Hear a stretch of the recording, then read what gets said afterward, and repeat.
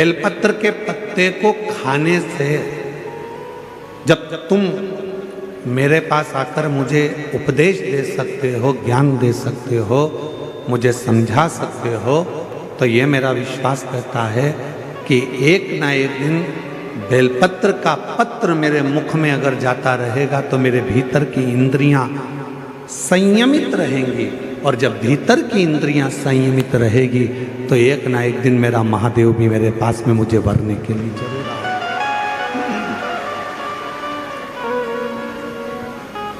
मुझे मेरा शंकर, मुझे मेरा महादेव, मुझे मेरा भोले बाबा मुझे वरने के लिए जरूर आएगा।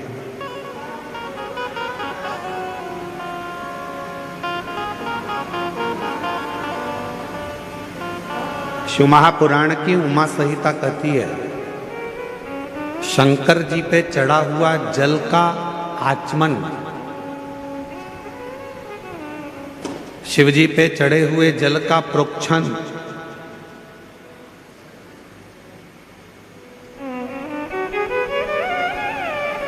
कायिक, वाचिक और मानसिक तीन तापों को नष्ट कर देता है।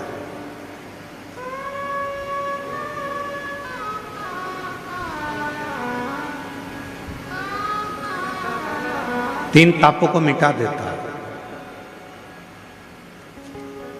चाहे वो कायिक हो, चाहे वो वाचिक हो, चाहे वो मानसिक।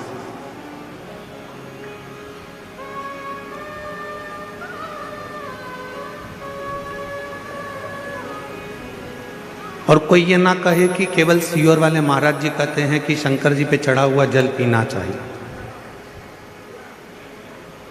हम आप सबसे कहेंगे, जितने आस्था चैनल पर सुन रहे हैं, जितने तीनों पंडालों में और पंडालों के बाहर जितने भक्त बैठे हैं, पीछे गेट के बाहर, इधर वहाँ जहाँ तहाँ भक्त बैठे हैं, उन सबसे एक बात कहेंगे, आप हमारी बात पर भरोसा मत करो, आप तो गीता प्रेस गोरखपुर की शिव महापुराण लेकर आओ और उस शिव महापुराण को घर पर एक बार पढ़ कर देखो।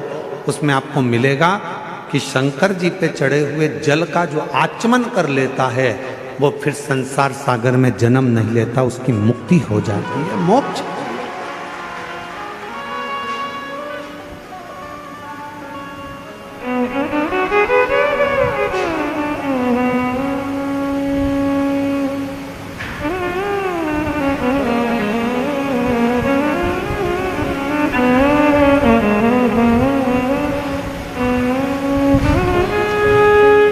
कल डॉक्टर साहब कह रहे थे, श्रीमान सुजय बीके पाटिल जी, कहा गुरु जी, जब पंडाल वाले को फोन किया गया और पंडाल वाले से कहा गया कि 5 लाख लोग एक साथ बैठ जाएं, ऐसा पंडाल बनाना है, तो पंडाल वाला बोला कि 5 लाख लोग पंडाल में आ जाएंगे। तो डॉक्टर साहब बोले, सुजय बीके पाटिल जी बोले, कहने लगे हाँ 5 लाख लोग आ जाएंगे। तो डॉक्टर साहब कल बता रहे थे कि जब ये 5 लाख भक्तों का पंडाल कल पहले दिन ही भरा गया तो पंडाल वाले को भी आश्चर्य हुआ कि इतने भक्त कैसे। हम डॉक्टर सुजय बीके पाटिल जी को और माननीय श्री नामदार राधा कृष्ण बीके पाटिल जी को धन्यवाद देते हैं। शिव महापुराण का तो ये आनंद है, साथ में डॉक्टर साहब आपका और बीके पाटिल जी आपका प्रेम भी आपके क्षेत्रवासियों के प्रति बहुत ज़्यादा है, इसलिए भक्तों का सैलाब। ये भक्तों का आगमन, ये भक्तों का आना शिव तत्व की ओर अविरल भक्ति को प्राप्त करना,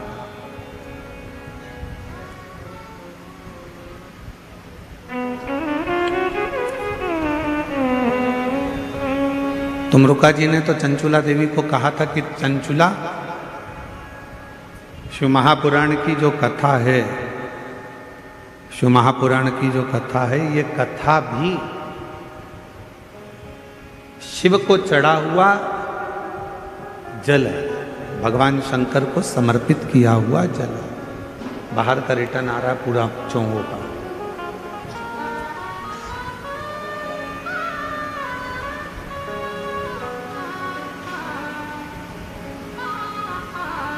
जो शिव महापुराण की कथा को श्रवण कर कर जाता है, ये समझ कर जाता है कि हम शंकर भगवान को चढ़े हुए जल का आचमन कर कर, शिव को प्राप्त कर कर, भगवान शंकर की शरणागति प्राप्त कर कर, भगवान शंकर की भक्ति प्राप्त कर कर हम जा रहे हैं।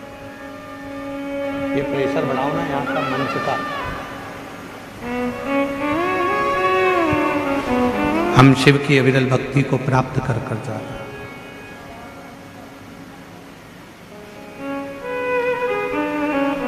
शिव कथा कह रही है, भगवान शंकर का पवित्र चरित्र कह रहा है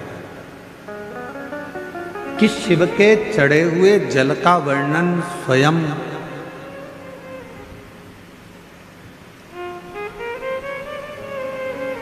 यमराज की जो धर्मपत्नी है,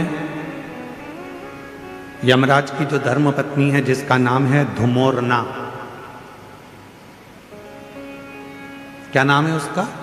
धुमोरना। फिर से बोलो आप लोग, आवाज नहीं आई, डबल से बोलो। धुमोरना। ये यमराज की धर्मपत्नी,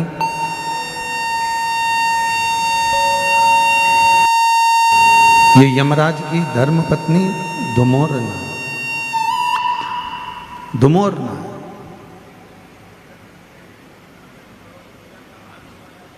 और यमराज की धर्मपत्नी धुमोरना, ये जल के महत्व को एक बार स्वयं ने धुमोरना ने पूछा था।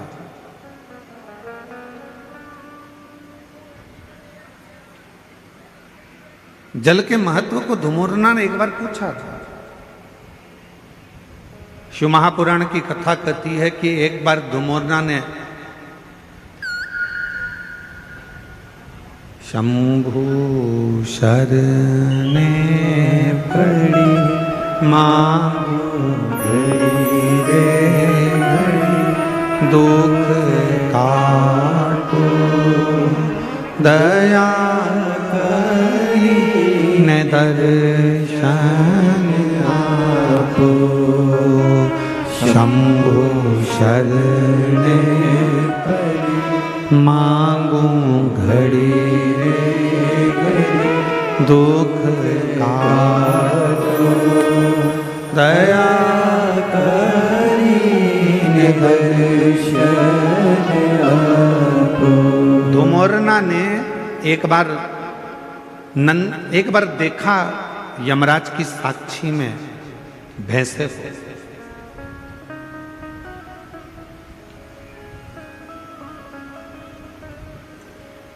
धुमोरना ने देखा कि यमराज का जो भैंसा है, यमराज जिस पर बैठते हैं भैंसा, क्या नाम है उस भैंसे का जिस पे यमराज बैठते हैं? जम के बोलो जरा। यमराज जिस भैंसे पर बैठते हैं, जिस पाड़े पर यमराज बैठते हैं, जिस भैंसे पर यमराज बैठते हैं, उसका नाम क्या है? उसका नाम है पौंड्रक। क्या नाम है? पौंड्रक। तो एक बार धुमोरना ने उस पौंड्रक को देखा, उस भैंसे को देखा कि भैंसा क्या करता है कि यमराज प्राण खींचते हैं और प्राण खींचकर किसी को लेकर जाते हैं और भैंसा उसको खूब त्राड़ देता है, उसको खूब मारता है, सींग से रोनता है, पांव से कुचलता है, उसको परेशान करता जाता है। भैंसा उसको खूब परेशान करता है। पर धुमोरना ने फिर एक जगह देखा कि धुमोरना ने देखा कि वो भैंसा एक जीव को यमराज लेकर जा रहे थे, पर उस भैंसे ने उसको कोई कष्ट नहीं दिया। भैंसे ने उसको कोई परेशान नहीं किया।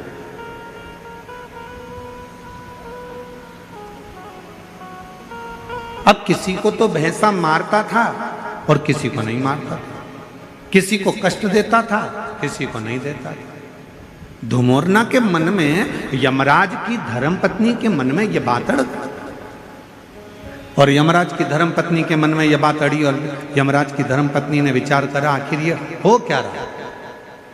जब यम की आज्ञा है कि कष्ट देना है तो देना चाहिए, फिर ये भैंसा किसी को कष्ट देता है, किसी को नहीं देता है, किसी को अच्छा रखता है, किसी को बुरा रखता है, आखिर ऐसा हो क्यों रहा।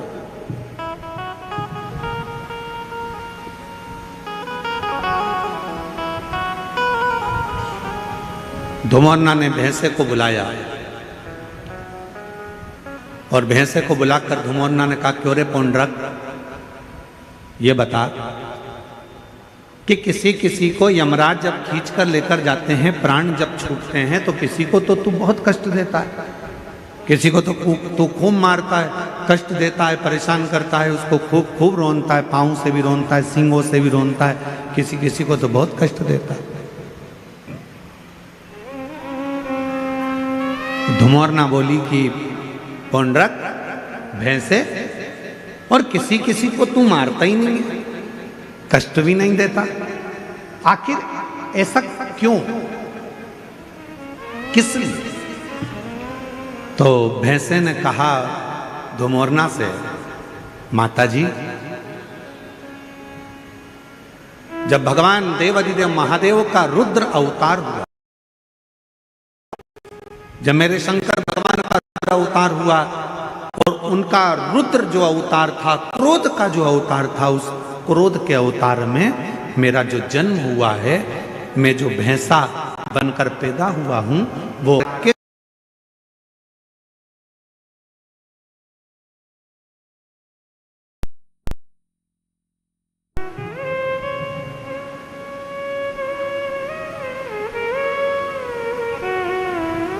और मेरा जन्म हुआ रुद्र की जंघा से। जब मेरा जन्म हो गया रुद्र की जंघा से, तो मैं समझ नहीं पाया कि मैं कहां जाऊंगा। तब देवाधिदेव महादेव ने कृपा कर कर मुझे यमराज को दे दिया, और मैं यमराज का सेवक बन गया।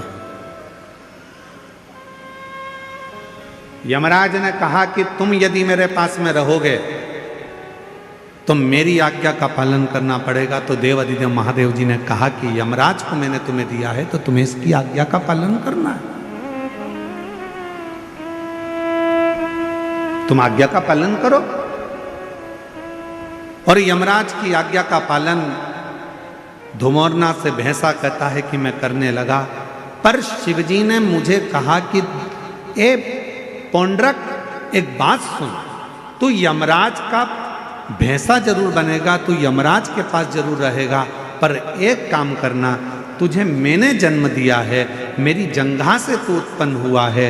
रुद्र कहते हैं, यदि कोई संसार का मनुष्य, पशु, पक्षी, जानवर, जलचर, थलचर, कोई मानव, उसके शरीर में अगर शिवलिंग पर चढ़ा हुआ जल, शंकर का चढ़ा हुआ जल, यदि उसके शरीर पर कहीं लगा हो, या उसके मुख में शंकर का चढ़ा हुआ जल पड़ा हो, तो उसे तो त्राण मत देना, उसे कष्ट मत देना, उसको सीधे मार्ग से लेकर,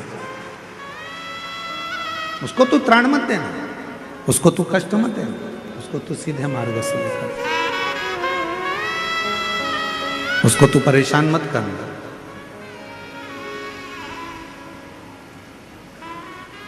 पौंड्रक भैंसे ने वचन दे दिया देवाधिदेव महादेव को कि मैं वचन देता हूं रुद्रदेव, ये मेरा वचन है, जिसके मुख में शिव का चढ़ा हुआ जल होगा, जिसके शरीर पर शंकर का चढ़ा हुआ जल छीटा गया होगा, उसको ना यमराज परेशान करेगा, ना ये भैंसा परेशान करेगा, वो सीधे कैलाश धाम की ओर जाए। अब हम आपसे पूछें, उत्तर दीजिएगा जरा, जितनी मेरी शिरडी की जीजियां बैठी हैं, जितने मेरे जीजा बैठे हैं, सब उत्तर दें। मरने वाले व्यक्ति के मुख में कौन सी पवित्र नदी का जल दिया जाता है? जम के बोलो जरा। गंगा का जल। तुरंत जाओ जल्दी से गंगा का जल इसके मुख में डाल दो। कभी किसी ने पूछा अपने पूर्वजों से, अपने बुजुर्गों से कि मरने वाले के मुख में गंगा जल क्यों दिया जाता है? कभी किसी पवित्र व्यक्ति से पूछा कि मरने वाला व्यक्ति का जब उसको जब शमशान ले जाया जाता है तो उसके शरीर को गंगा जल डालकर पानी से नहलाया जाता है, साफ करा जाता है? कभी किसी ने अपने बुजुर्गों से पूछा कि मरने वाले के मुख में गंगा जल क्यों देते हैं? मरने वाले के मुख में गंगा जल क्यों दिया जाता है? मरने वाले के ऊपर गंगा जल का प्रोक्षण क्यों करा जाता है? गंगा जल क्यों छीटा जाता है? उसका एक कारण है, रुद्रदेव ने जिस भैंसे पर यमराज बैठते हैं वो पौंड्रक भैंसा, रुद्रदेव ने उस भैंसे को कहा था, अगर किसी के शरीर पर शिव का चढ़ा हुआ जल हो या मुख में शंकर का जल हो तो उसको तू यम की कैद मत देना। गंगा जल कहाँ चढ़ा है? शंकर की जटा पर। तो गंगा का जल कहाँ से निकलता है? शिव की जटा से। तो शंकर का चढ़ा हुआ जल ही गंगा जल है। इसलिए जब गंगा जल किसी को दे दिया जाता है, उसके शरीर में गिर जाता है, उसके मुख में पड़ जाता है, फिर वो त्राण नहीं भोगता है, उसे कष्ट नहीं, उसे परेशानी नहीं।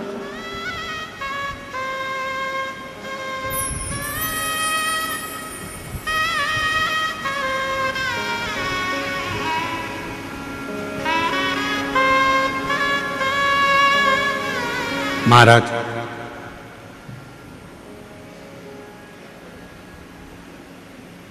पहले ऐसा नियम था, अब आजकल तो बहुत सारे नियम बदल गए।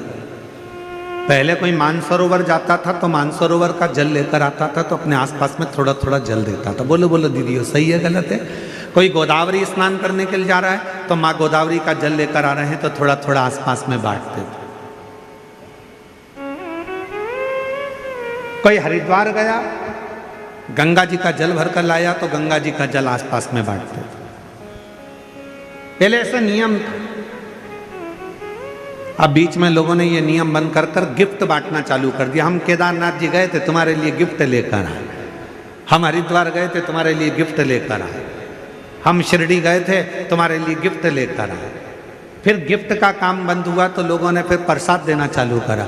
हम उज्जैन गए थे, तुम्हारे लिए प्रसाद लेकर आए। हम वहाँ गए थे, तुम्हारे लिए ये प्रसाद लेकर आए। हम तुम्हारे लिए ये प्रसाद लेकर आए। शिव महापुराण की कथा कहती है, किसी मंदिर, देवालय, शिवालय या किसी तीर्थ का सबसे बड़ा प्रसाद होता है वहाँ की पवित्र नदी का कुंड का जल। वो जल जब हम अपने आसपास में देते हैं तो हमें हजारों हजारों तीर्थ का पुण्य फल प्राप्त हो जाए।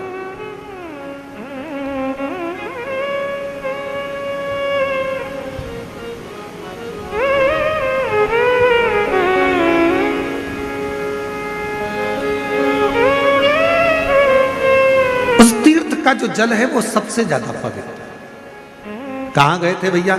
हरिद्वार गए थे। क्या लेकर आए? प्रसाद नहीं लाए। फिर कहाँ गए थे भैया? बद्रीनाथ गए थे। क्या लेकर आए? तो कहा हम कुछ लेकर नहीं आए, हम तो केवल थोड़ा सा माँ अलखनंदा का जल लेकर आए। हम कहाँ गए थे? यमुनोत्री, हम यमुना जी का थोड़ा सा जल लेकर आए। हम कहाँ गए थे? नासिक, त्र्यंबक, हम गोदावरी माँ का जल लेकर आए। हम कहाँ गए थे? तो ओमकारेश्वर, हम माँ नर्मदा का जल लेकर आए। हम कहाँ गए थे? उज्जैन महाकाल। क्या लाए? थोड़ा सा क्षिप्रा महारानी का जल लेकर आए। हम कहाँ गए थे? प्रयागराज। क्या लाए? त्रिवेणी का जल लेकर आए। उस जल की महत्वता, पर लोगों ने उस जल की महत्वता को कम कर दिया। कहाँ गए थे? मानसरोवर। क्या लेकर आए? शिव जी का मानसरोवर का जल लेकर आए। थोड़ा थोड़ा सा जल, भले एक बूंद दिया जाए, पर वो जल में दूसरा जल मिलाकर उस जल को जब वितरण किया जाता है तो शास्त्र कहता है जो मानसरोवर नहीं गया, जो उज्जैन नहीं गया, जो हरिद्वार नहीं गया, जो काशी नहीं गया, जो त्र्यंबक नहीं गया, अगर वहाँ का जल, पवित्र नदी का जल, कुंड का जल यदि हमारे घर में आ जाता है, हम भले उस स्थान पर नहीं गए पर वो जल का जब हम प्रोक्षण करते हैं, आचमन करते हैं, तो हमें उसी तीर्थ का पूरा पुण्य फल उसी क्षण प्राप्त हो जाता है। अब आजकल का जमाना थोड़ा दिखावे का हो गया, तो लोग कहते कहाँ गए थे साहब, तो कहा हम यहाँ गए थे, हम वहाँ से गिफ्ट लेकर आए, हम शिरडी गए थे, वहाँ से तुम्हारे लिए गिफ्ट लाए, हम वहाँ त्र्यंबक गए थे, गिफ्ट लाए, उज्जैन गए थे, गिफ्ट लाए। गिफ्ट नहीं,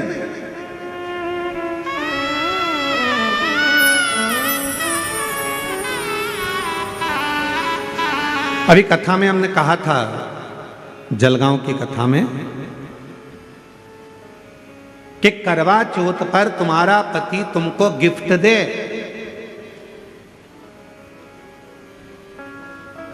पर तुम अपने पति को कसम खिलवाना। बोला था कि नहीं बोला था? अरे जम के तो बोलो। तुम अपने पति को सौगंध दिलवाना करवा चौथ के दिन कि तुम मुझे गिफ्ट दे रहे हो, चलेगा, पर मुझे भी एक गिफ्ट चाहिए कि तुम कसम खाओ, सौगंध खाओ कि जब भी गाड़ी चलाओगे तो हेलमेट जरूर लगाओगे, जब भी गाड़ी चलाओगे तो हेलमेट। ये गिफ्ट तो मुझे कि क्योंकि तुम हो तो मेरा घर है, तुम हो तो परिवार है, तुम हो तो मेरा कुटुंब है, तुम हो तो मेरे बच्चे हैं, और तुम हो तो मैं हो। हेलमेट लगाओ, 4 व्हीलर गाड़ी चलाओगे सीट बेल्ट लगाओ, ये शपथ दिलवाओ।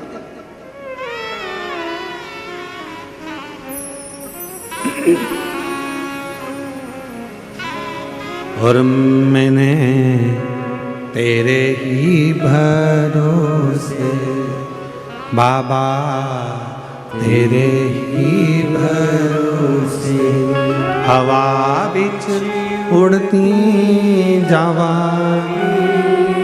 बाबा डोर हर तो छड़ी ना में कटी जावागी, भोले मैं तेरी पतन, शंभो मैं तेरी पतन, हवा बिच उड़ती जावांगी, बाबा डोर हर तो छड़ी ना में कटी जावागी, भोले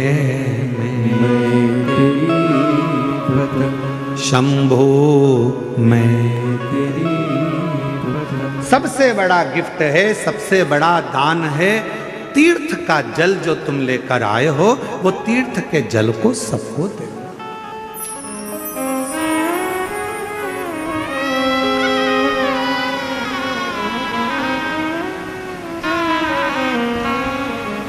मुख में गंगा जल हो,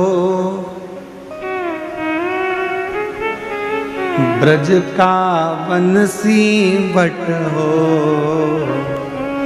मुख में गंगा जल हो, ब्रज का बंसी बट हो, मेरा काशी वाला निकट हो, जब प्राण तन से निकले, मेरा काशी वाला निकट हो, जब प्राण तन से निकले। काशी वाला क्यों निकट हो? क्योंकि माता पार्वती जी ने शिव जी से 2 वर मांगे थे काशी में। पहला वर काशी में मांगा था माता पार्वती जी ने कि जिस पति पत्नी में झगड़ा हो उसमें प्रेम बहुत बढ़े। इसलिए आज भी पति पत्नी का आपस में झगड़ा होता है तो उनमें प्रेम बढ़ता है। पति झगड़ा कर कर जाता है, ऑफिस से आते से ही पूछता है क्यों तेरी मम्मी कहाँ गई, तुरंत पूछता, मतलब झगड़ा समाप्त, प्रेम। और पार्वती जी ने दूसरा वर मांगा था शिव जी से कि काशी में जो मरेगा उसको गुरु मंत्र तुमको देना पड़ेगा। काशी में मरने वाले को मोक्ष मंत्र आपको देना पड़ेगा। इसलिए शास्त्र की रीति है, हमारे यहाँ काशी खंड स्कंद पुराण का वर्णन करता है कि काशी में मरने वाले के कान में भगवान शंकर तारक मंत्र प्रदान कर देते हैं, और वो तारक मंत्र सुनते से ही काशी में मरने वाला फिर जन्म नहीं लेता, वो शिव का गण बनकर शंकर के धाम में शिव के आनंद में रहता है, फिर वो जन्म मरण के प्रपंच से छूट जाता है।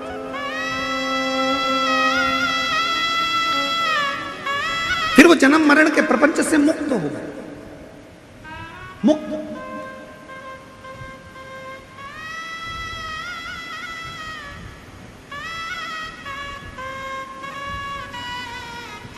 शिव महापुराण का काशी खंड कहता है, ध्यान, स्कंद पुराण का काशी खंड कहता है, कभी योग लगे तो स्कंद पुराण के काशी खंड को पढ़िएगा। मैं माननीय पाटिल साहब को बहुत बहुत इसके लिए धन्यवाद दूंगा। माननीय नामदास राधा कृष्ण विखे पाटिल जी को, डॉक्टर सुजय विखे पाटिल जी को मैं इस चीज के लिए धन्यवाद दूंगा कि काशी खंड में, स्कंद पुराण के काशी खंड में लिखा है, जो कार्तिक के महीने में भगवान शंकर की अविरल भक्ति करता है, जो कार्तिक के महीने में शिव महापुराण की कथा यदि एक बार भी श्रवण कर लेता है, उसको सहस्त्र अश्वमेध यज्ञ का फल तुरंत प्राप्त हो जाता है। मैं पाटिल परिवार को धन्यवाद इसलिए दूंगा कि उन्होंने कार्तिक महीने में ये शिव महापुराण की कथा शिरडी के इस क्षेत्र में कराकर संपूर्ण शिरडी वासियों को अश्वमेध यज्ञ, एक अश्वमेध यज्ञ नहीं, सहस्त्रों, हजारों, लाखों अश्वमेध यज्ञ का फल केवल कार्तिक महीने में ये 5 दिन के शिव महापुराण कराकर उन्होंने सबको प्रदान कर दिया। सब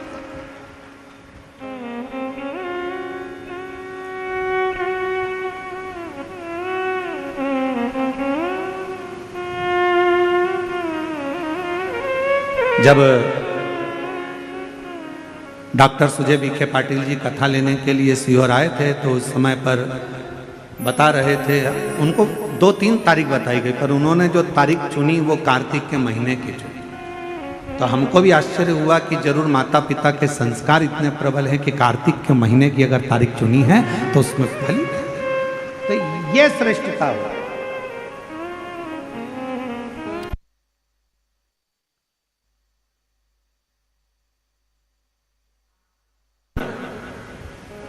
तो हमने जब डॉक्टर सुजय विखे पाटिल जी जब कथा लेकर चले गए तो हमने बाद में आशीष को कहा, हमने कहा जरूर सुजय विखे पाटिल जी ने स्कंद पुराण पढ़ के रखी होगी तो उनको काशी खंड याद होगा कि कार्तिक महीने में कथा सुनने से हजारों यज्ञ का फल प्राप्त होगा। हमने कहा जरूर उनको ये बात का ज्ञान होगा कि कार्तिक महीने में एक कथा भी यदि कोई दिल से श्रवण कर लेता है, शिव नाम ले लेता है, शंकर का स्मरण कर लेता है, शिव नाम की स्तुति कर लेता है, शंकर का अविरल भक्ति को धारण कर लेता है। शिव महापुराण की कथा कहती है, भगवान शंकर का चरित्र कहता है, आप और हम तो अपने घर पर दिवाली मनाते हैं, 33 कोटि देवी देवता काशी के घाट पर, गंगा के घाट पर दीपावली मनाते हैं। काशी के घाट पर दीपावली का पर्व मनाया जाता है।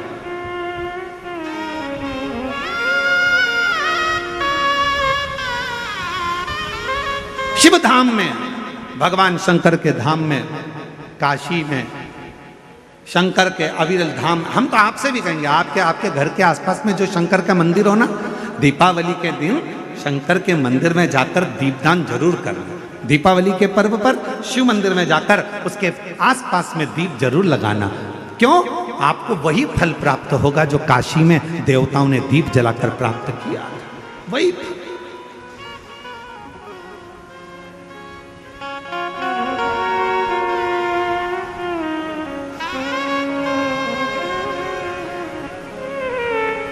भगवान शंकर की अविरल भक्ति को धारण,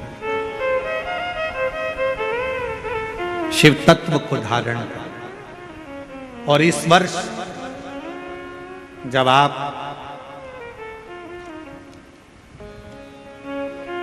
20 अक्टूबर को दिवाली मनाएं और 20 तारीख को जब आप दीपावली का पर्व मनाएंगे, हमारे यहाँ भी दीपावली कुबेरेश्वर धाम पर 20 तारीख की है।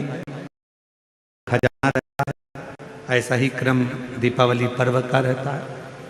तो 20 तारीख को जब आप दीपावली मनाएं तो इस वर्ष सबको कहूंगा, जितने भी आस्था चैनल पर कथा सुन रहे हैं, जितने फेसबुक यूट्यूब पर कथा श्रवण कर रहे हैं, यदि आपकी जिंदगी में 4 दिन दुकान चल रही है, 4 दिन बंद पड़ी है, व्यापार थोड़े दिन चलता है, थोड़े दिन बंद हो जाता है, आपके विद्रोही, आपके दुश्मन आप पर कहीं ना कहीं से इधर से उधर से वार कर रहे हैं, या आपका लक्ष्य आपको प्राप्त नहीं हो रहा, कोई बहुत मेहनत करता है, बहुत मेहनत करता है तो भी लक्ष्य नहीं मिल पा रहा, जहां तक आपको पहुंचना है वहां तक यदि आप नहीं पहुंच पा रहे हैं, तो इस दीपावली पर जब आप 20 तारीख को दीपावली का पर्व मनाएं, तो 20 तारीख को दीपावली के पर्व के दिन शंकर भगवान को स्पर्श कराकर एक बेलपत्र लेकर जरूर अपने घर पर आए, और जहां पूजन कर रहे हैं उस बेलपत्र को एक प्लेट में अवश्य रखें, उस पर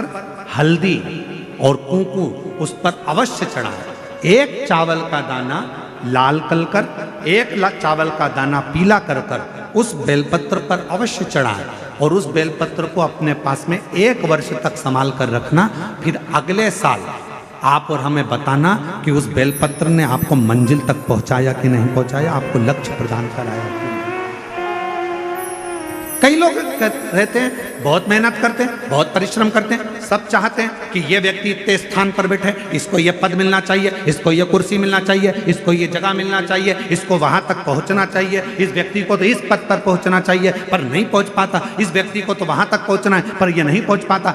एक बेलपत्र का प्रयोग कर देते, अगले वर्ष बात करेंगे कि मेरे भोलेनाथ ने आपका हाथ पकड़कर आपको उस मंजिल तक भेजा कि नहीं भेजा।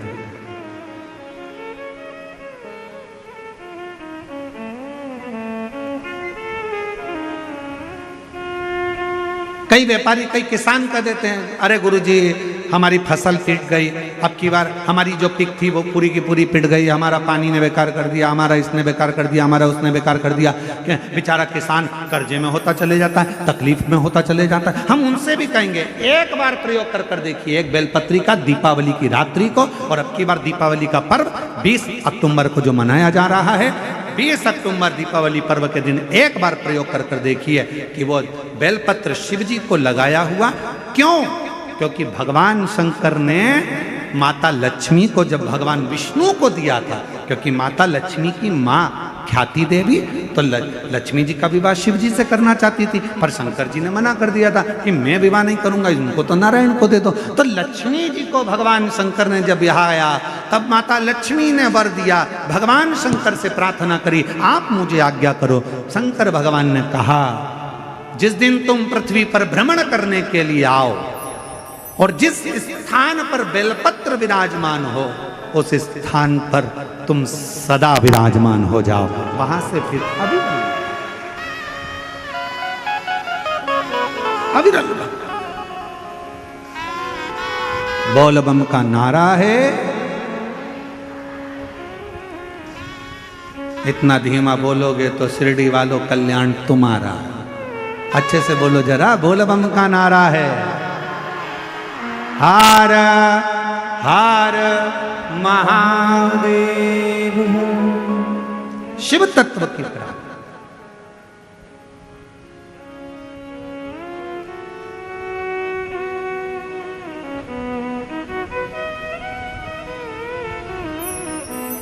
भगवान देवादिदेव महादेव के दरवाजे पर दीप अवश्य। हमारे यहाँ कुबेरेश्वर धाम पर लोग दिवाली मनाने के लिए जब आते हैं, दीपावली पर्व के लिए जब आते हैं, खजाने के लिए जब आते हैं, तो भक्ति के साथ, अविरल भक्ति के साथ शिव तत्व को प्राप्त करने के, और शिव क्या ना दे। भगवान शंकर क्या ना दे। तेरी कृपा बिना न हिले एक भी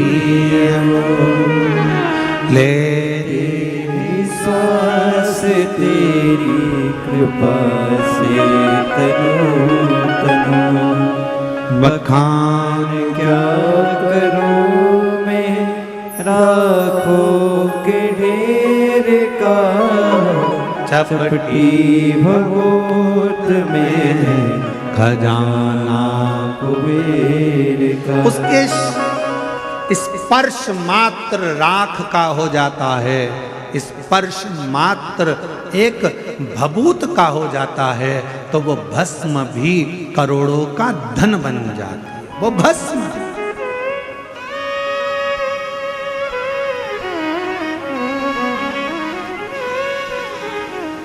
इसलिए शिव महापुराण की कथा कहती है, एक लोटा जल सारी समस्या का हल।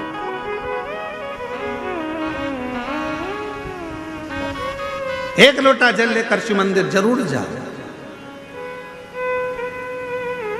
वो कहे शिव महापुराण मध्ये एक लोटा पाणी घेऊन खूपचा महत्व आहे।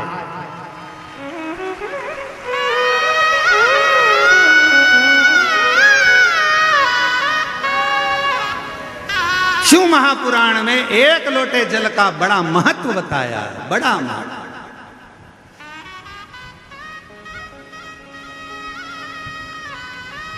शिवपिंडीचा एक लोटा पाणी घेऊन, तो जो एक लोटा जल शंकर की पिंडी पर जल चढ़ा देता है,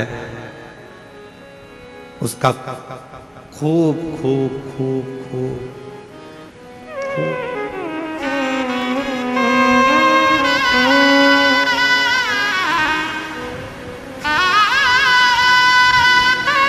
और तेरी कृपा का क्या है भरोसा, कब किस पर हो जाए, जरा सी हम पर कर दो, जरा सी हम पर कर दो। तेरी कृपा का क्या है भरोसा, कब किस पर हो जाए, जरा सी हम पर कर दो, जरा सी पर कर दो। जिस पर भी हो गई तेरी कृपा करुणा, वो भव पार हुआ, भव पार हुआ। पापी हो चाहे जितना, उसका भी बाबा उद्धार हुआ, उद्धार हुआ। गिद्ध अजामिल गणिका जैसे तेरे मन को भाए, जरा सी हम पर कर दो, जरा सी हम पर कर दो। तेरी कृपा का क्या है भरोसा, कब किस पर हो जाए, जरा सी हम पर कर दो, जरा पर कर दो।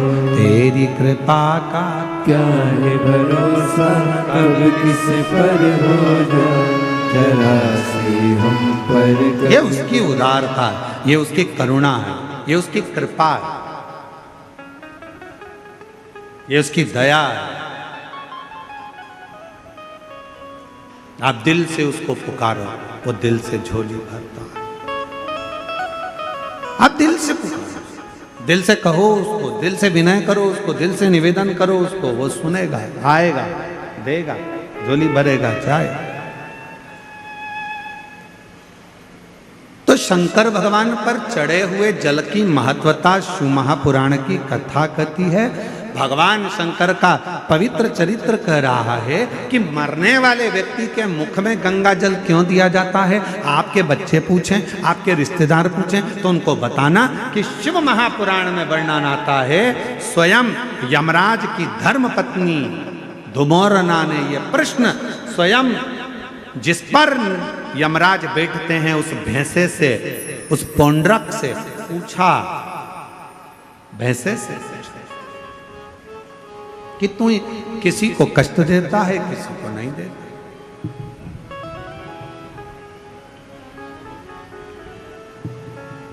किसी को तो तू अच्छे से लेकर जाता है और किसी को रुला रुला कर लेकर जाता है। बात क्या?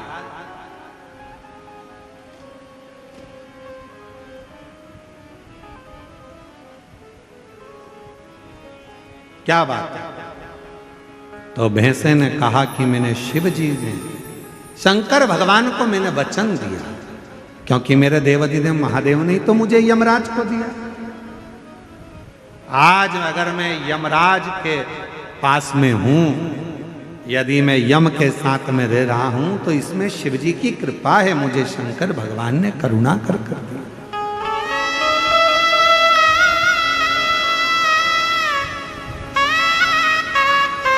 ये शिव की उदारता से मुझे मिला। इसलिए हमारे सनातन धर्म में आज भी नियम है, ये गंगा का जो जल है वो भगवान शंकर का चढ़ा हुआ जल है, शिव के ऊपर से चढ़कर नीचे आ। कई लोग हमारा बहुत विरोध जब करते हैं तो विरोध में कह देते हैं कि शिव जी पे चढ़ा हुआ जल मत पियो। सीहोर वाले महाराज ने बताया पियो, और ये कहता है मत पियो। तो जो तुमसे कहे कि शंकर पर चढ़ा हुआ जल नहीं पीना चाहिए, तो उनको कहना कि फिर तो मरते समय तू गंगा जल भी मत पीना, क्योंकि वो भी तो शंकर जी पे चढ़ा हुआ है। शिव जी के शीश पर आया तब तो नीचे आया। शिव महापुराण की कथा कहती है कि धुमोरना से, यमराज जी की धर्म पत्नी से स्वयं भैंसा कह रहा है, वो पौंड्रक भैंसा कह रहा है कि शिव की कृपा, शंकर की। कहा जिसके ऊपर शंकर का चढ़ा हुआ जल का प्रोक्षण हो, जो शिव का चढ़ा हुआ जल का आचमन कर ले, कहा उसको फिर कोई नरक के भोग ना भोगना।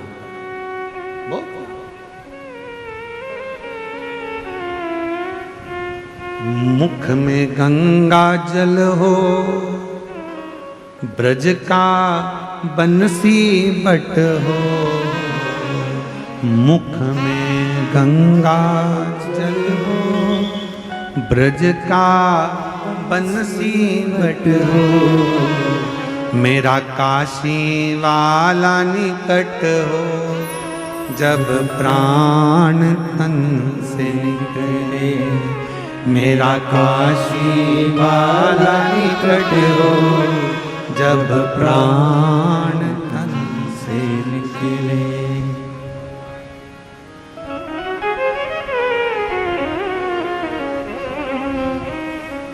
हे भोलेनाथ, हे भोलेनाथ, इतना तो करना भोले, जब प्राण तन से निकले। इतना तो करना भोले, जब प्राण तन से निकले। बाबा इतनी कृपा करना। हम हो सकता है प्राण छूटते समय हम काशी ना हो,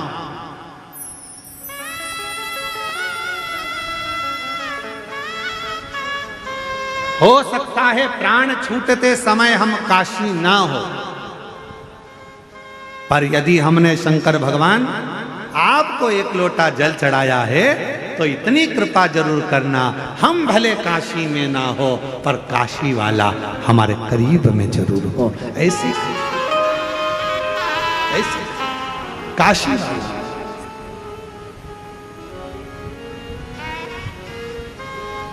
ये कृपा करना, ये करुणा करना, ये दया करना।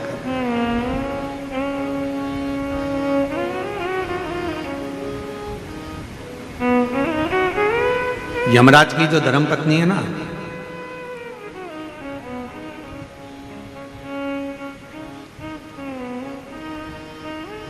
ये शिव की बड़ी उपासक है।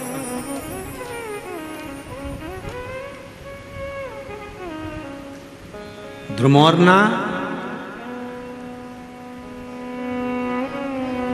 दक्ष प्रजापति की बेटी है।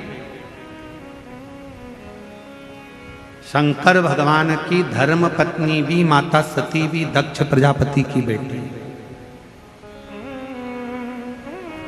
कामदेव की धर्म पत्नी रति भी दक्ष प्रजापति की बेटी है।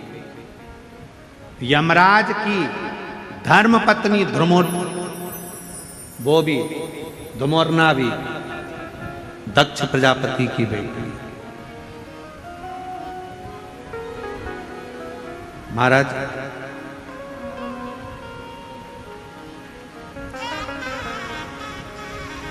एक कथा बड़ी अच्छी आती है धुमोरना के विवाह की। बड़ा सुंदर प्रसंग आता है कि ध्रुमोरना ने अपने पिता दक्ष प्रजापति से निवेदन करा और ध्रुमोरना ने अपने पिताजी से निवेदन करा कि मेरा जो हाँ विवाह करो जो मृत्यु को जीत ले, जो मौत को विजय प्राप्त कर ले, जो मृत्यु पर विजय प्राप्त कर ले, उससे हमारा विवाह। ध्रुमोरना ने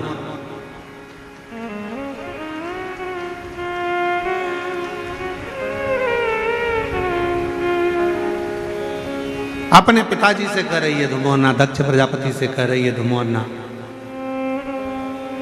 कैसी कृपा करिए हमारा विवाह वहां हो जो मृत्यु पर विजय प्राप्त कर ले।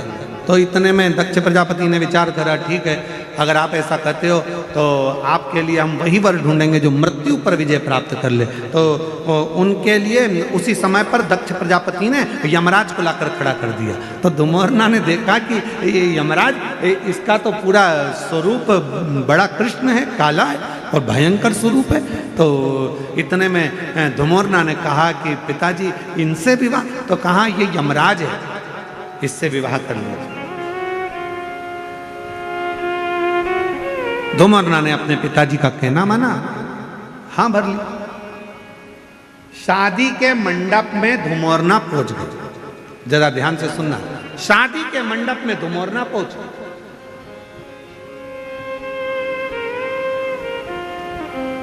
और शादी के मंडप में जैसे ध्रुमोरना पहुंची, यमराज बाजू में पास में आकर बैठा और यमराज से ध्रुमोरना ने मुस्कुराकर कहा कि आज मुझे बड़ी प्रसन्नता हो रही है कि मुझे जो पति मिला है वो मृत्यु पर विजय प्राप्त करने वाला है, मृत्यु पर विजय। इतने में तुरंत यमराज ने कहा, ध्रुमोरना तुम्हें गलतफहमी हो रही है, मैं मृत्यु पर विजय प्राप्त नहीं करता हूं, मैं व्यक्ति को मृत्यु देता हूं। इतने में तो ध्रुमोरना उठकर खड़ी हो और ध्रुमोरना ने विचार करा कि मेरा विवाह उसके साथ हो रहा है जो मृत्यु प्रदान करता है, और मैंने तो अपने पिताजी से कहा था कि जो मृत्यु पर विजय प्राप्त करे मेरा विवाह उससे होना चाहिए। इतने में तुरंत यमराज ने कहा कि मृत्यु पर मैं विजय प्राप्त नहीं कर सकता, पर ध्रुमोरना मृत्यु पर तो केवल एक है जो विजय प्राप्त कर सकते हैं, पर उनका विवाह माता सती के साथ, तुम्हारी बहन के साथ हो चुका है, और वो देव अधिदेव महादेव हैं जो मृत्यु पर विजय प्राप्त करने।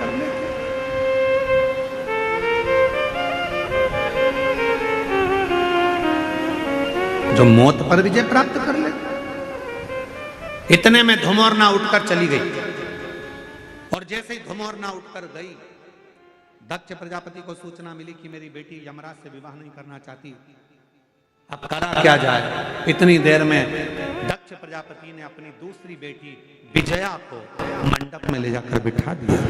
शादी के मंडप में जैसी विजया बैठी, वैसे ही उसी समय, उसी पल, उसी घड़ी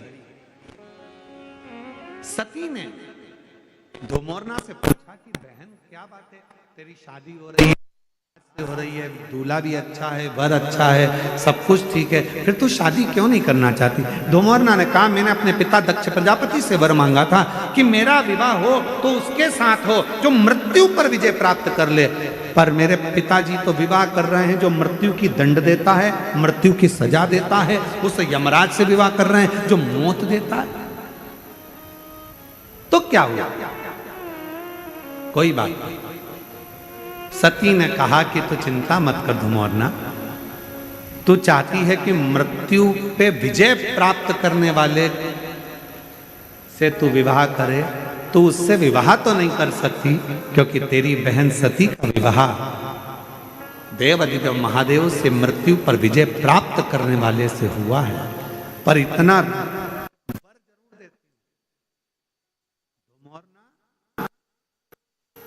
तेरा पति मृत्यु लोक में जाकर जिस व्यक्ति के प्राण को लेकर जाएगा यमलोक में,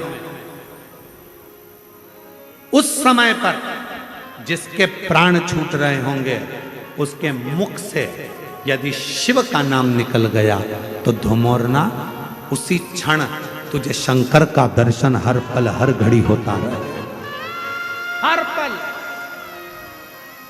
और उसका वर क्या प्राप्त होगा, उसका फल क्या प्राप्त होगा? शिव महापुराण की कथा कहती है, श्री शिवाय नमस्तुभ्यम, ओम नमः शिवाय, ओम ओम नमः शिवाय, ओम नमः श्री शिवाय नमस्तुभ्यम बोलने वाला, ओम नमः शिवाय बोलने वाला, हर हर महादेव बोलने वाला, बोल बम का नारा है, बाबा है सहारा है, ऐसे उच्चारण करने वाला, शिव तत्व को गुंजायमान करने वाला, शंकर के नाम को लेने वाला जब अपने प्राणों को छोड़ता है और उसके मुख से यदि भूलवश भी शिव का नाम निकल जाता है तो धुमोरना शिव जी का दर्शन करती है और यमराज से प्रार्थना करती है, आप इस जीव को जब लेकर आओ तो नरक लेकर मत जाना, इसको बैकुंठ छोड़कर आना, वहां देवता इंतजार कर, वहां देवता इंतजार कर।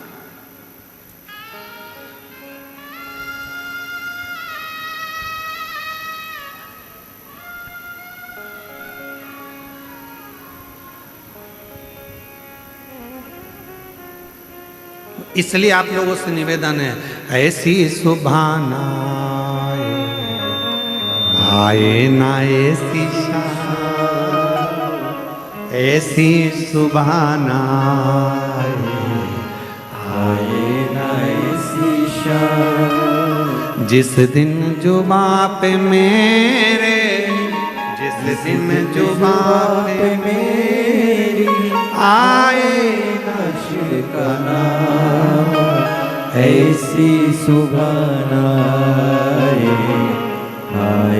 ना ऐसी शाम, ऐसी सुभान आए ना ऐसी शाम। भगवान शिव का जो उच्चारण करता है, शिव का उच्चारण करने वाला, श्री शिवाय नमस्तुभ्यं, श्री शिवाय नमस्तुभ्यं। हम आप लोगों से बार बार कहते हैं, अपने घर के दरवाजे पर लिख दो श्री शिवाय नमस्तुभ्यम, दीपावली पर स्टिकर चिपका दो श्री शिवाय नमस्तुभ्यम, दरवाजे पर बंदरवाल बांध दो श्री शिवाय नमस्तुभ्यम।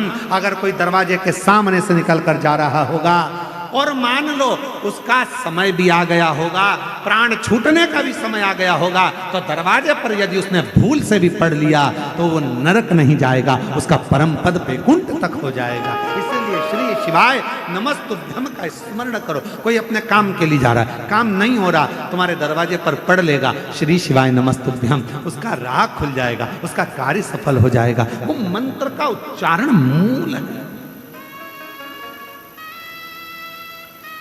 कितना फल है मंत्र का, देखो एक पत्र देखिए,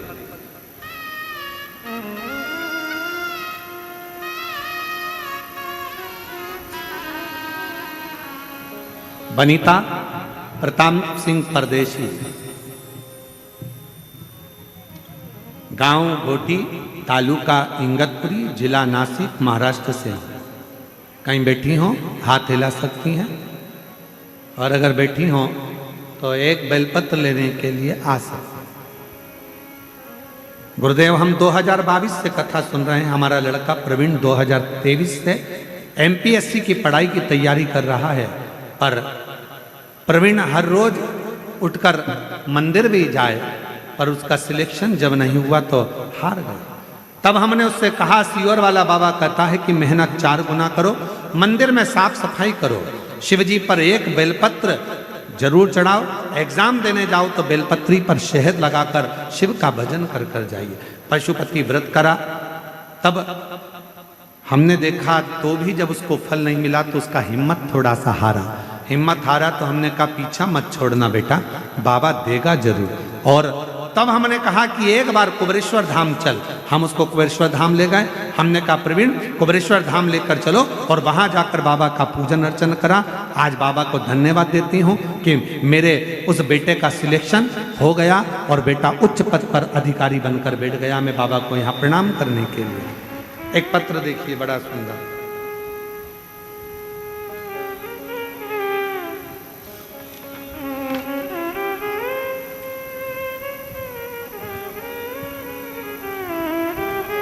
मेरा नाम सो कल्पना सूर्यभान चित्ते, महाराष्ट्र के अहिल्या नगर से ही हूँ और अहिल्या नगर गांव महाकालवाड़। जरा पढ़ो, जरा पढ़ के बताओ। महाकालवा गांव, ठीक है, श्री रामपुर अहिल्या नगर से। बाबा मेरी शादी को 22 साल हो गए थे पर मुझे संतान नहीं हुई। बाबा मेरे यहाँ बच्चा नहीं था, संतान का सुख नहीं था। बहुत सारे दवाखाना दिखाए लेकिन उसका कोई फायदा नहीं हुआ। हमने सभी आशा छोड़ दी थी। तभी एक सूरज की किरण जैसे खबर मिली जो मैं आज बताने जा रही हूँ। मेरी बहन गुरु ननंद ने बताया कि भोले बाबा की कथा में जाओ, वहाँ बाबा सभी समस्या का हल करते हैं। हम नहीं जान पाए। तब उसने कहा सियोर वाला महाराज कथा करता है, उसके पंडाल में बैठकर यदि कथा सुने, उसकी मिट्टी को पेट पर लगाए तो गर्भ जरूर ठहरता है। हमने विश्वास नहीं करा। जब इतने डॉक्टर फेल हो गए तो ये मिट्टी क्या करेगी। हम जलगांव चले गए, वहां की मिट्टी को पेट पर लगाया, 40 गांव की कथा भी सुनी और 40 गांव की कथा सुनकर हम आए। पशुपति व्रत करा, सफेद आंकड़े की जड़ का प्रयोग करा। आज बाबा की कृपा से 23 साल के बाद बाबा ने मेरी गोदी भर दी। मेरे यहाँ 23 साल के बाद औलाद हो गई। मैं बाबा को प्रणाम करने के लिए कहीं बैठी हूँ तो हाथ हिला सकती हैं। मेरा नाम सो कल्पना सूर्यभान चित्ते, जिला अहिल्या नगर, तहसील श्री रामपुर, गांव का नाम डैश डैश डैश, महाराष्ट्र। ठीक है, कहीं बैठी हो तो आ सकती हैं। एक बेलपत्र। अगला पत्र देखो।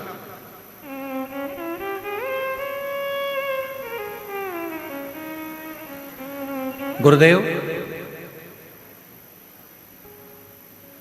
मैं महाराष्ट्र के संगम नगर से रहने वाली हूँ। बहुत दुखी रहती थी गुरुदेव। मेरे बड़े बेटे के यहाँ 12 साल हो गए थे और 12 साल हो गए पर उसके यहाँ कोई संतान की प्राप्ति नहीं हो रही थी। दोनों उसके जीवन से बहुत दुखी थे गुरुदेव। मुझे भी असफलता महसूस हो रही थी। तब समझ में नहीं आया। तब एक बार किसी बहन जी के कहने पर हमारी बहू को हमने पशुपति व्रत करवाया। शिव जी के मंदिर में रोज भेजना प्रारंभ करा। हमने सुना कि शिव महापुराण के पंडाल में जाकर जो बैठता है, जो मांगता है उसको वो प्राप्त होता है। बहू को भेजा, परभणी कथा श्रवण करवाई और बाबा की ऐसी कृपा हुई। 2 बार पशुपति व्रत करे, 2 बार सफेद आंकड़े की जड़ का प्रयोग करा और बाबा की कृपा से हमारी बहू को जुड़वा बच्चे हुए। एक श्री एक शिवाय, दोनों 12 साल के बाद हुए। बाबा को मैं प्रणाम करने के लिए कहीं बैठी हूँ तो अपने बच्चों को ला सकती हूँ।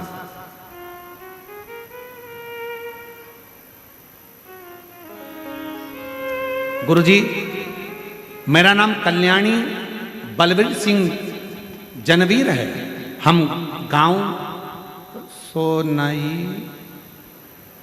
सोनई तालुका नेवासा जिला अहिल्या नगर की रहने वाली हूँ। एक लोटे जल का मैं क्या वर्णन करूं गुरुदेव। मेरा बेटा सुयश 4 साल का हो गया पर डॉक्टर कहते थे ये बोलेगा नहीं। उसकी वाणी नहीं थी, बोल नहीं पाता था गुरुदेव। उसके मुख से शब्द नहीं निकलता था। हमने सारे डॉक्टरों का इलाज करवाया पर उसकी आवाज नहीं आई। बड़े परेशान हो गए। तब हम 7 नवंबर 2024 को सीहोर गए और वहां जाकर हमने कंकर शंकर की पूजन करी और एक रुद्राक्ष लेकर आए। रुद्राक्ष को तांबे के लोटे में गलाकर शिवजी को जल चढ़ाना प्रारंभ किया। उस जल का आचमन मेरे बेटे को कराती। अब मेरा बेटा स्कूल भी जाता है और बोलना भी प्रारंभ कर दिया। मैं बाबा को यहाँ प्रणाम करने के लिए कहीं बैठे हों तो आ सकते हैं। और तेरी कृपा का कब किस पर हो जाए जरा सी एक पत्र और बड़ा सुंदर है, कविता पाटिल शिरडी से हैं। मेरी शादी को 17 साल हो गए थे गुरुदेव, पर 17 साल से मुझे औलाद नहीं थी। मैंने कोई डॉक्टर ऐसा नहीं बचा जिसको मैंने इलाज ना करवाया। मैं शिरडी की रहने वाली हूँ बाबा, पर मेरे यहाँ औलाद का सुख नहीं था। तब किसी के कहने पर सफ़ेद आंकड़े की जड़ का प्रयोग पशुपति प्रयोग करना प्रारंभ करा और बाबा की ऐसी कृपा हुई कि अक्टूबर 2023 में बाबा की कृपा से मेरा गर्भ ठहरा और बाबा की कृपा से 2024 में मेरे यहाँ पर बच्चे ने जन्म लिया 17 साल के बाद। अगर कहीं बैठी हों तो आ सकती हैं अपने बच्चों के लिए। अब की बार सबसे ज़्यादा पत्र बच्चों ही बच्चों के हैं।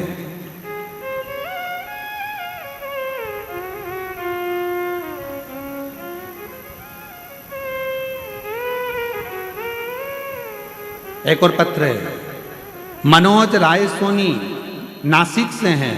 19 साल से औलाद नहीं थी, शादी के 19 साल हो गए थे, संतान का सुख नहीं था। बाबा की कृपा से फरवरी 2023 में 19 साल के बाद औलाद हुई है। जोरदार ताली बजाएं, कहीं बैठे हो तो आ सकते हैं। और तेरी कृपा का भरोसा कब किस पर हो जाए जरा सी हम पर कर दो, जरा सी हम पर कर दो।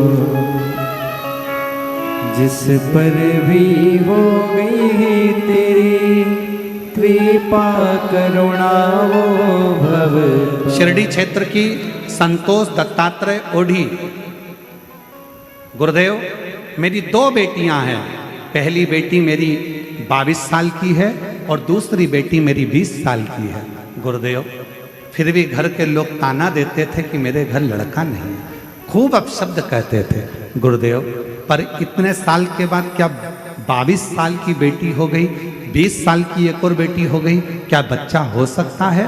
जब सबने मना कर दिया तब आपकी कथा से उम्मीद जमी और कथा के पंडाल में बैठकर बाबा से विनय करा, निवेदन करा और बाबा की कृपा से 20 साल के बाद मुझे पुत्र रत्न की प्राप्ति हुई। मैं बाबा को प्रणाम करने के लिए शिव शिव शंकर शंकर। अब आप लोग किस भाव से कथा सुन रहे हो?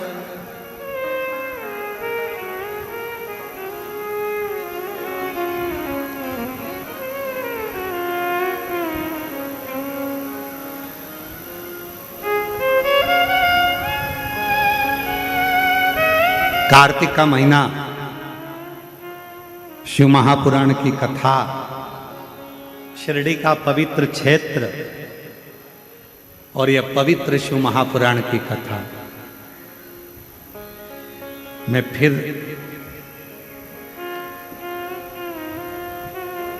माननीय विखे पाटिल जी को, माननीय डॉक्टर सुजय विखे पाटिल जी को फिर धन्यवाद देता हूं आपको बहुत बहुत। पाटिल जी, ना जाने कितनी जीजियों के और कितने जीजाओं के चेहरे पर आपने स्माइल ला कर दे दी, उनकी प्रसन्नता ला। ये शिव कृपा, ये शंकर कृपा, ये शंकर कृपा। और विश्वास से कहता हूं,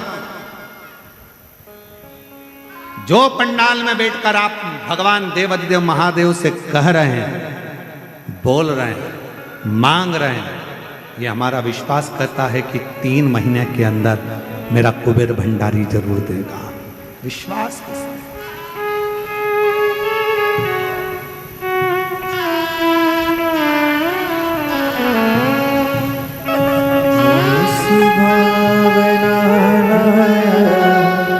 वो 23 साल के बाद हुआ। एक बार जोरदार ताली बजाकर स्वागत करिए।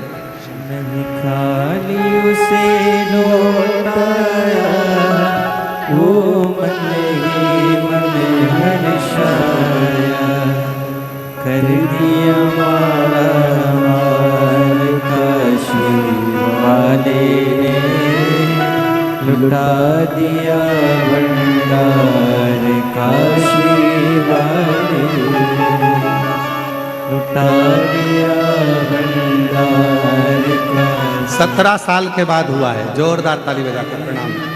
कर दिया माला माल काशी वाले ने, कर दिया माला माल काशी वाले ने, कर दिया माला माल काशी वाले ने, लुटा दिया भंडार काशी वाले ने, कर दिया माला माल काशी वाले ने। ये शिव की उदारता, शंकर की उदारता।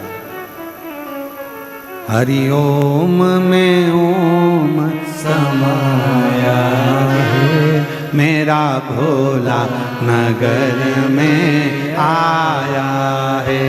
हरि ओम में ओम समाया है, मेरा भोला नगर में आया है। हरि ओम में ओम समाया है, मेरा भोला नगर में आया। सब बोलिए। हरि ओम में ओम समाया है, मेरा भोला नगर में आया है।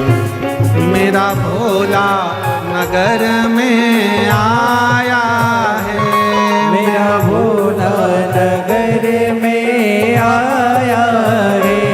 मेरा भोला नगर में आया है। ओ मेरा भोला नगर में आया है। ओ हरि ओम में ओम समाया है, मेरा भोला नगर में आया है। हरि ओम में ओम समाया है, मेरा भोला नगर में आया है।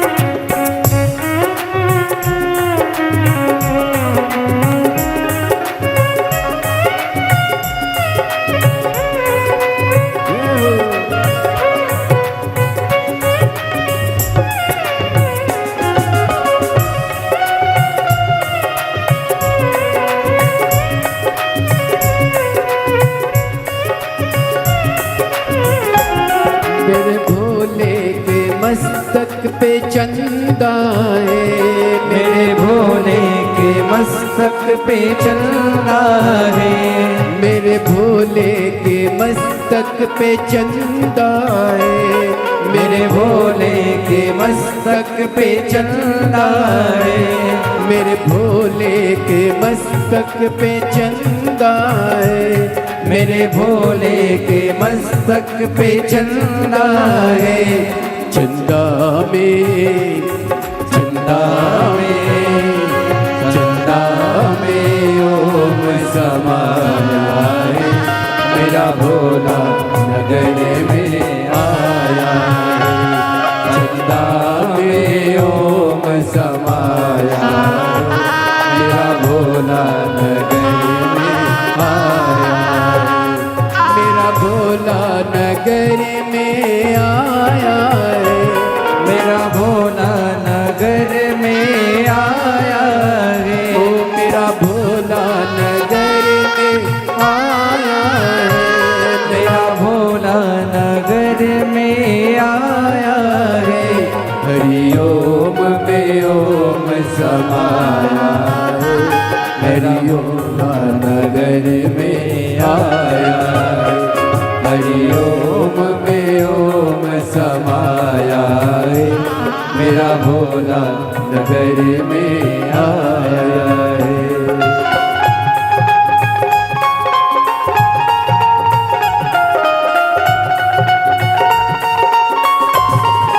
शंभो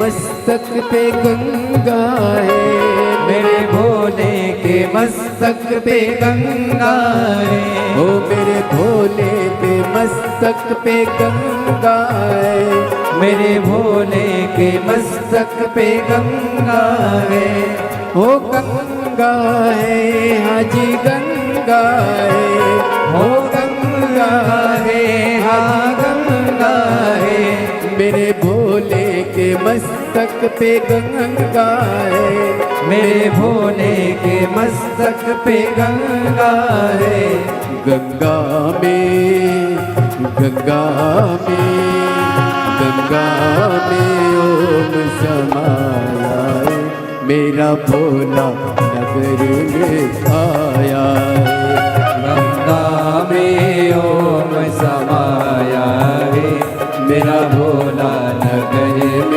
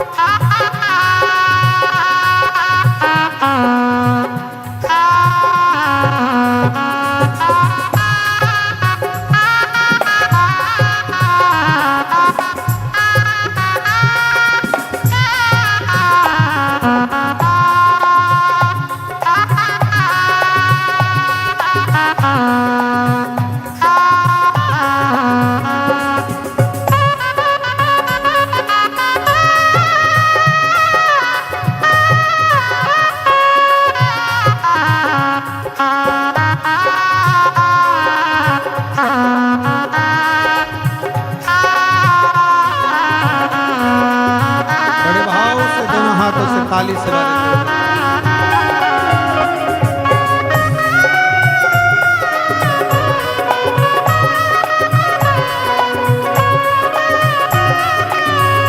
हरि ओम में ओम समाया है, मेरा भोला नगर में आया है।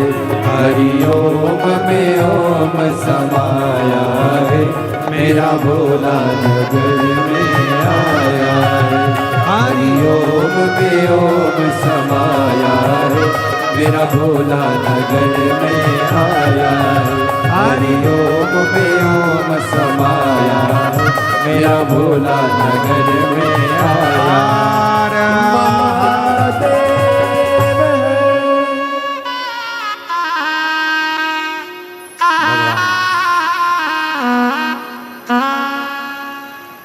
देवाधिदेव महादेव की पवित्र कथा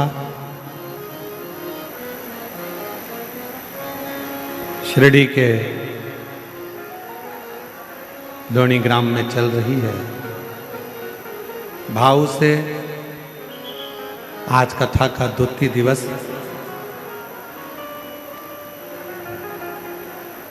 जहाँ जगह मिले वहाँ बैठकर भगवान देवाधिदेव महादेव से प्रार्थना करें। जो लोग धूप में बैठ रहे हैं उनसे निवेदन है कि छांव वाली जगह देखें और कृपया वहां बैठें। जहां जगह मिले वहां बैठकर बाबा से अपने मन का भाव कहें, दिल से प्रार्थना करें, विनय करें, निवेदन करें।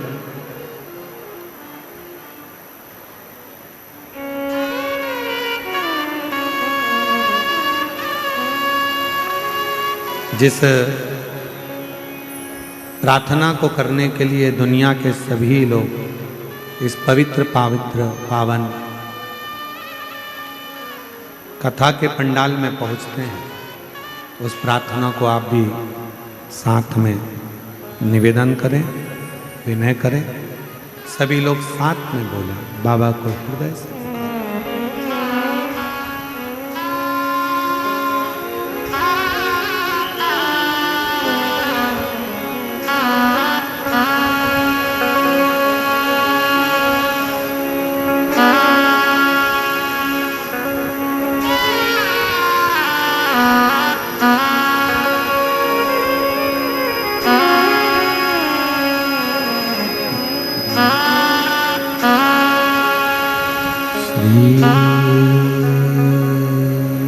शिवाय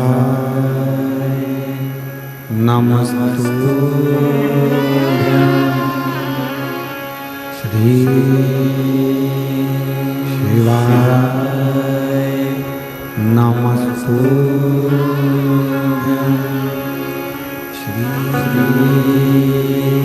शिवाय नमस्तुभ्यं श्री शिवाय नमस्तुभ्यं श्री शिवाय नमस्तुभ्यं भोला सब दुख काटो हमारा, ओ भोला सब दुख काटो हमारा। शिव शंकर जपो तेरी माला, भोले बाबा जपो तेरी माला। भोला सब दुख काटो हमारा, ओ भोला सब दुख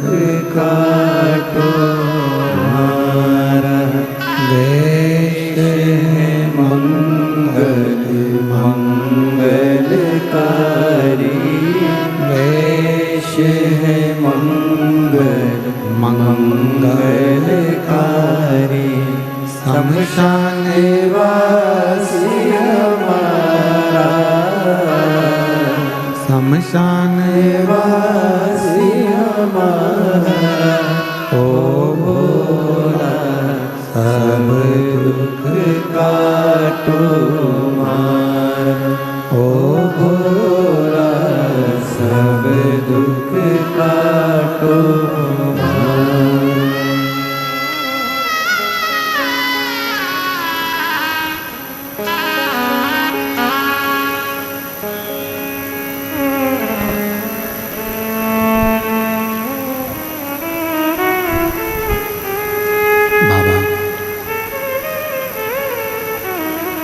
देवादिदेव भगवान शिव ओगरदानी त्रिकालदर्शी कैलाशी विनाशी भगवान शंकर की पवित्र कथा, शिव महापुराण की पवित्र कथा वर्णन कर रही है, शिव कथा कह रही है, भगवान शंकर का पवित्र चरित्र कह रहा है। शिव महापुराण की कथा वर्णन कर रही है।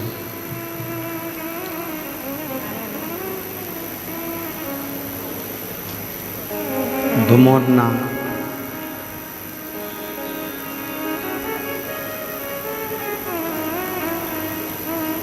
जब धुमोरना ने विवाह नहीं करना चाहा यमराज के साथ में,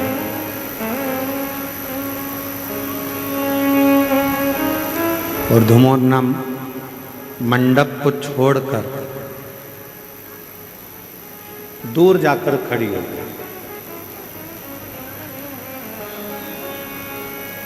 माता सती ने धुमोरना को समझाया,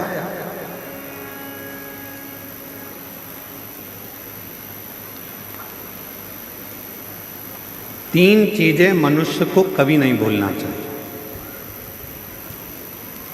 पहले नंबर पर है अपने गांव की, अपने देश की मट्टी। दूसरे नंबर पर है अपनी मेहनत, और तीसरे नंबर पर है अपने परिवार की, अपने नगर की, अपने क्षेत्र की ममता, जो वात्सल्य था, जो प्रेम, जो स्नेह आपको और हमको मिलता है, उसको कभी ना भूलें।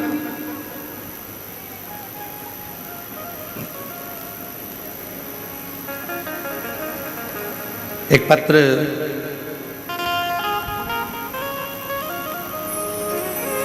कोई माया शंकर गायक हैं, उन्होंने लिखा है सुजय दादा के लिए। इतने सारे पत्रों में आधे से ज़्यादा पत्र ऐसे हैं जो सुजय दादाजी के लिए लिखे हैं।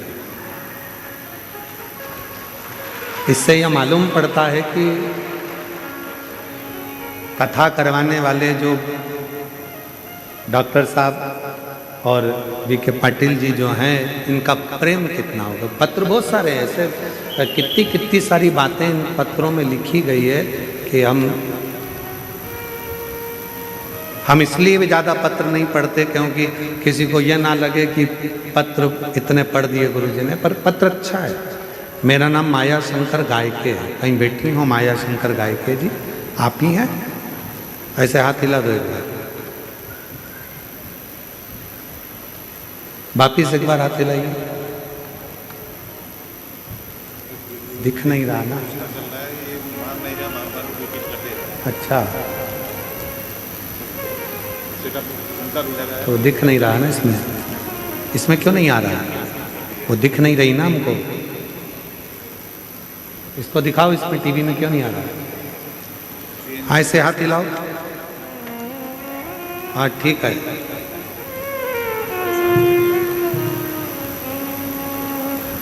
मेरा नाम माया शंकर गायके है, मैं शिरडी की रहने वाली हूँ। आ जाइए, एक बेलपत्र लेकर जाओ।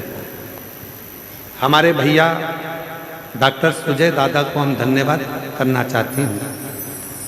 हमारे शिरडी कथा के जो आयोजन करता है मेरे, जब जब दादा मिलते थे तब तब हम दादा को कहते थे कि दादा, हम जहाँ जहाँ कथा सुनने के लिए जाते हैं सब दूर, बहुत दूर बैठना पड़ता है, कथा मिलती है, कई बार नहीं मिलती है, कई बार तो हम लोग वापिस भी लौट कर आ जाते हैं। तो दादा जब जब शिरडी आते थे तब तब हमारी महिलाएं दादा को रोक लेती थी और दादा से कहती थी कि दादा एक बार सियोर वाला महाराज को बुलाओ, कथा सुन। और दादा ने एक ही बात, हमेशा जितनी बार दादा मिले और उन्होंने एक ही बात कही, गुरुजी, दादा हमेशा कहते थे कि मुझ पर विश्वास रखो, एक दिन मैं सियोर वाले महाराज को लेकर आऊंगा शिव महापुराण की कथा। गुरुजी, मैं दादा को धन्यवाद देती हूँ कि दादा आप जैसा भाई सबको मिले जो विश्वास के साथ काम करते हैं और विश्वास जो दिलाते हैं वो पूर्ण करते हैं। गुरुजी, कई पंडालों में कथा सुनी, पर जो यहाँ का वैभव, यहाँ की व्यवस्थाएं हैं, मैं उसका क्या बोलूँ। ये एक पत्र और किसी बहन ने लिखा, हम बहुत सारे पत्र नहीं पढ़ते, आदरणीय पत्र थोड़ा सा मराठी भी है, थोड़ा हिंदी भी है, ठीक है। जहाँ मराठी आएगा मैं चुप हो जाऊँगा, तुम पढ़ लेना, ठीक है, और जहाँ हिंदी आएगा मैं पढ़ लूँगा। आदरणीय नामदार श्री राधा कृष्ण बीखे पाटिल जी, पत्र पढ़ रहे हो ना, टीवी पे दिख रहा है, एलईडी वेलईडी पर आ रहा है कि नहीं आ रहा है? नहीं आ रहा है क्या? थोड़ा इसको चलाओ भाई। राधा कृष्ण बीखे पाटिल जी व युवा नेतृत्व डॉक्टर सुजय दादा बीखे पाटिल जी यांच्या प्रयत्नांतून,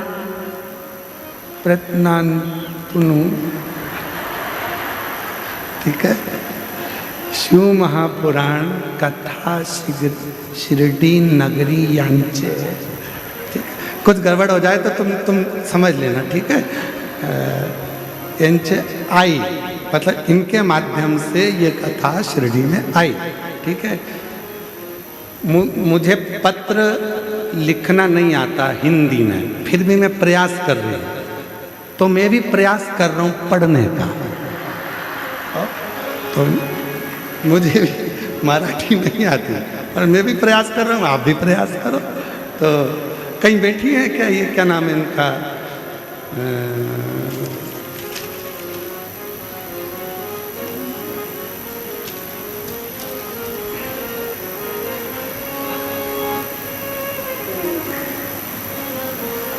मेरा नाम सारिका सुनील चौहान, प्रवरा नगर की रहने वाली हूँ। दिख गई है क्या, गई है? हाँ, हाथ हिलाओ, कहाँ बैठी है, कौन से पंडाल में? अच्छा, 1 2 3 हाथ, थोड़ी दिखी हो। श्री शिवाय नमस्ते।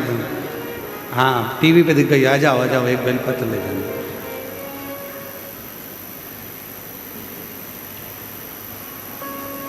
डॉक्टर सुजय दादा बीखे पाटिल जी, गुरुजी युवान बच्चों का नेतृत्व करते हैं और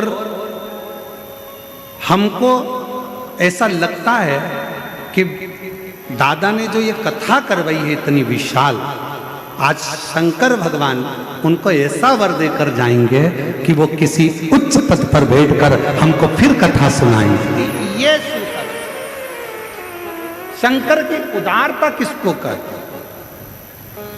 ऐसे बहुत सारे पत्र हम ज़्यादा पढ़ते नहीं हो, और बहुत सारे तो मराठी में लिखे हैं, तो आधे से ज़्यादा तो निकल जाते।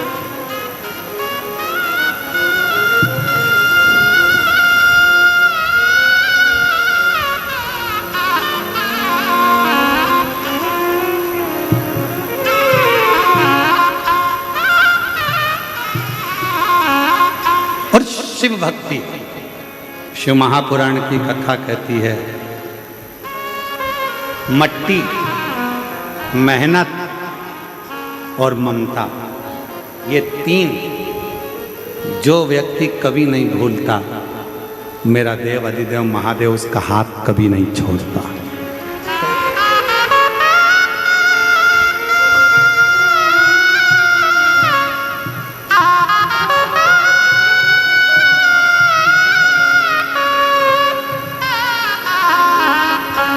शंभू,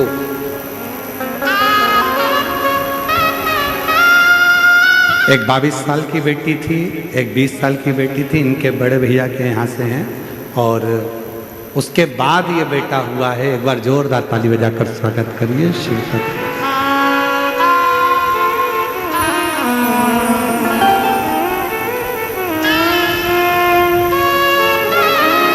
बेटा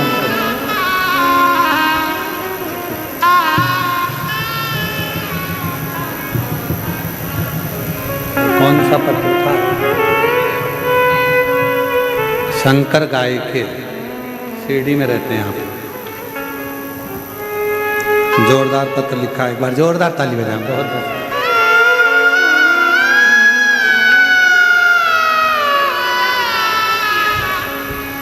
अरे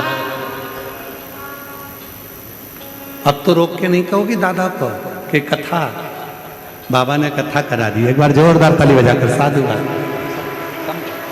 शिव तत्व इसी को कहते हैं।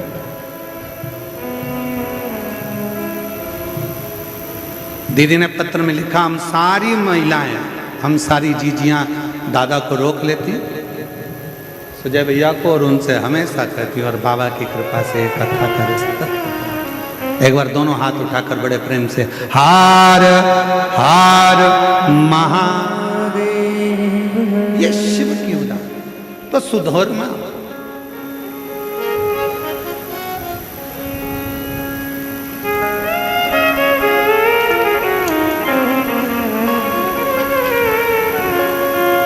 जब धुमोरना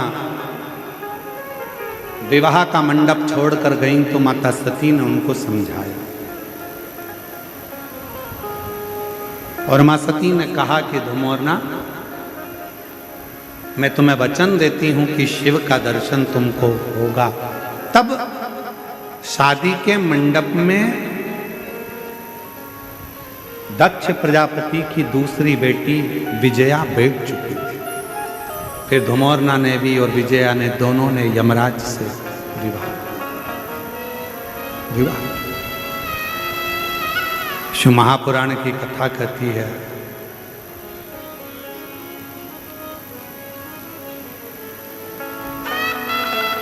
कि जब मनुष्य के मन में जो पाने की ललकता होती है, वो मनुष्य उसको पा ही लेता है।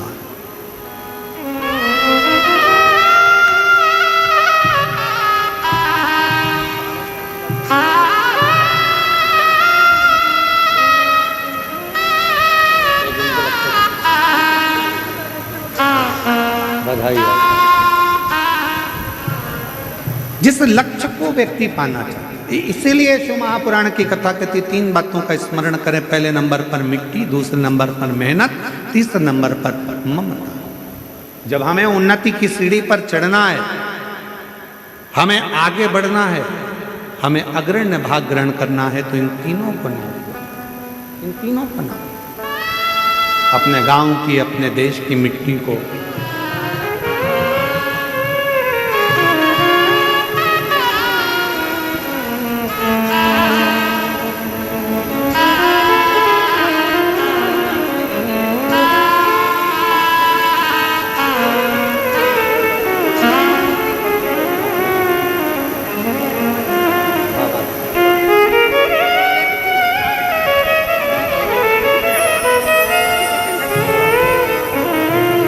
शिव कथा कर रही है, भगवान शंकर का संवाद कर रहा है।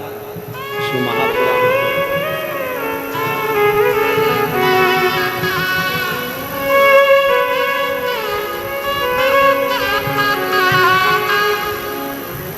और तेरी कृपा का क्या है भरोसा, कब किस पर हो जाए, जरा सी हम पर कर दो, जरा सी हम पर कर दो। तेरी कृपा का क्या है भरोसा, कब किस पर हो जाए, जरा सी हम पर कर दो, जरा सी हम पर कर दो। जिस पर भी हो गई तेरी कृपा करुणा वो भव पार हुआ, भव पार हुआ। पापी हो चाहे जितना उसका भी बाबा उद्धार हुआ, उद्धार हुआ। गिद्ध गणिका जैसे तेरे मन को भाई, जरा सी हम पर कर दो, जरा सी हम पर कर दो। तो शिव महापुराण की कथा कर रही है कि जिसने अपनी मट्टी को नहीं भूला, जो अपनी मेहनत को नहीं भूला, और जो अपनी ममता को, जिन्होंने स्नेह दिया, प्यार दिया, प्रेम दिया, उसको जो नहीं भूलता वो उन्नति की सीढ़ी पर चढ़ता है। आज सबसे बड़ी दिक्कत कहाँ खड़ी होती है? व्यक्ति को जब पद मिल जाता है, प्रतिष्ठा मिल जाती है, जब व्यक्ति को बहुत कुछ मिल जाता है, तो वो फिर अपनी मिट्टी को, अपने गांव को, अपने क्षेत्र को भूल जाता है, अपनी मेहनत को भूल जाता है, अपने ममतत्व को, अपने प्रेम को भूल जाता है, अपने स्नेह को भूल जाता है। हम हमेशा अपनी व्यासपीठ से एक बात कहते आए हैं, दीपावली का पर्व आया है, कोई भी त्योहार आए, कोई भी पर्व आए,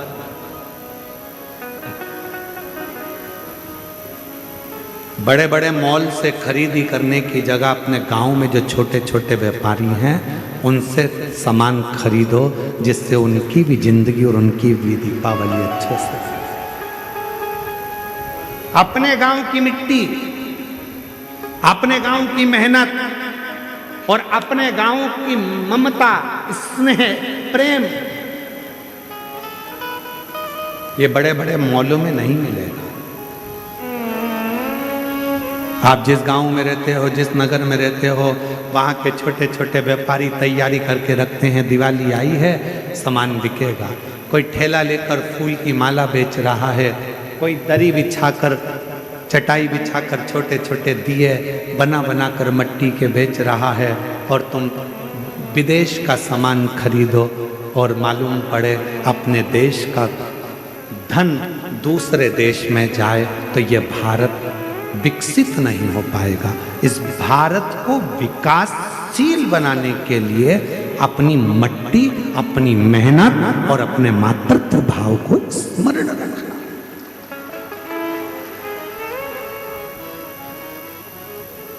हम मना नहीं करेंगे कि बड़े मॉल मत जाओ, पर निवेदन है, दीपावली का पर्व,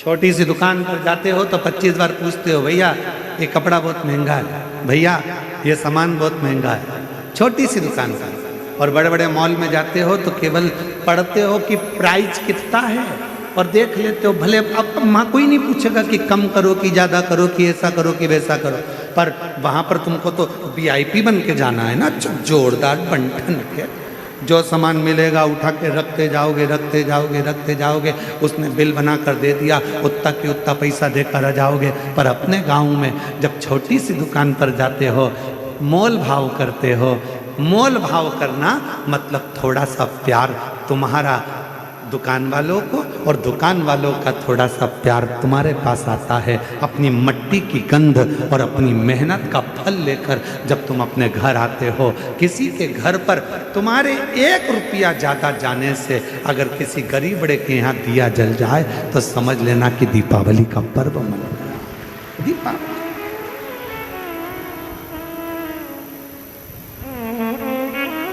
इस दीपावली पर एक नियम बनाओ, बनाओगे कि हम कह के चले जाएंगे और तुम भूल जाओगे? अरे बोलो तो जम के रहे शिरडी वालों, बनाओगे? कौन कौन बनाएगा? जरा हाथ उठाओ जरा। सब बना रहे हो नियम? हाँ बनाओ, हम भी बनाए। इस दीपावली पर एक नियम बनाओ, जितने आस्था चैनल पर सुन रहे हो, जितने फेसबुक यूट्यूब पर सुन रहे हो, जितने सोशल मीडिया और मीडिया के माध्यम से सुन रहे हो, जितनी मीडिया है, जितने अखबार है, जितने न्यूज चैनल है, जिनके माध्यम से आप कथा श्रवण कर रहे हो, इस दीपावली पर नियम बनाओ कि अपने गांव की मिट्टी, अपने गांव की मेहनत और अपने गांव का प्रेम होना चाहिए। खरीदी अपने गांव के ही छोटे दुकानदारों से होना चाहिए, बड़े मॉलों से। अपने गांव का पैसा अपने गांव में रहे, अपने शहर का पैसा अपने शहर में रहे, अपने नगर का पैसा अपने नगर में रहे, तो अपना गांव और विकसित होगा, अपना शहर और विकासशील होगा और विकसित।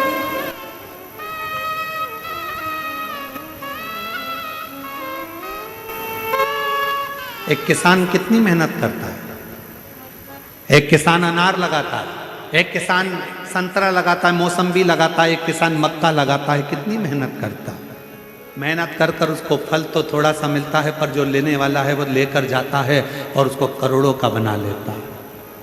तो किसान क्यों भूखा रहा है, किसान क्यों कमजोर है?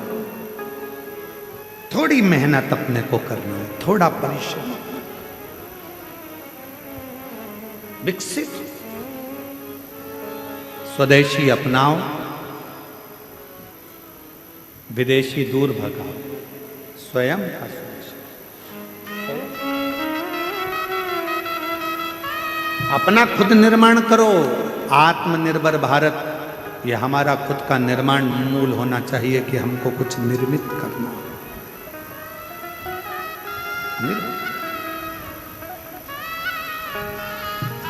और देख लिया संसार, हमने देख लिया सब मतलब के यार, हमने देख लिया झूठे नाते झूठे रिश्ते, झूठे नाते झूठे रिश्ते, झूठा है संसार, हमने देख लिया सब मतलब के यार, हमने देख लिया। शिव महापुराण की कथा कहती है कि अपने जीवन को सार्थक बनाना।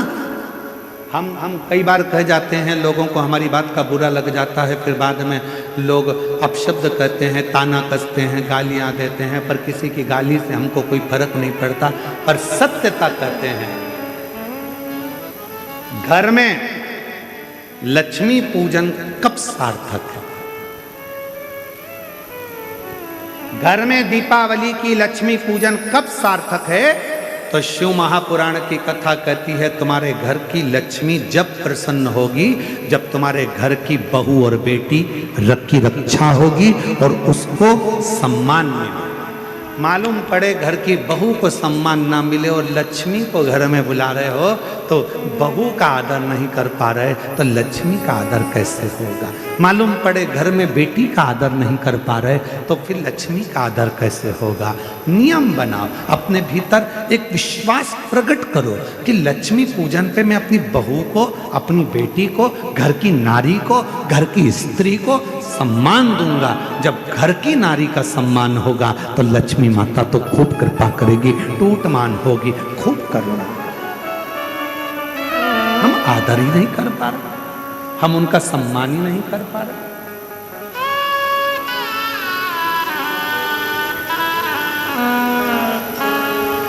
आदर करिए, सत्कार करिए, सम्मान करिए।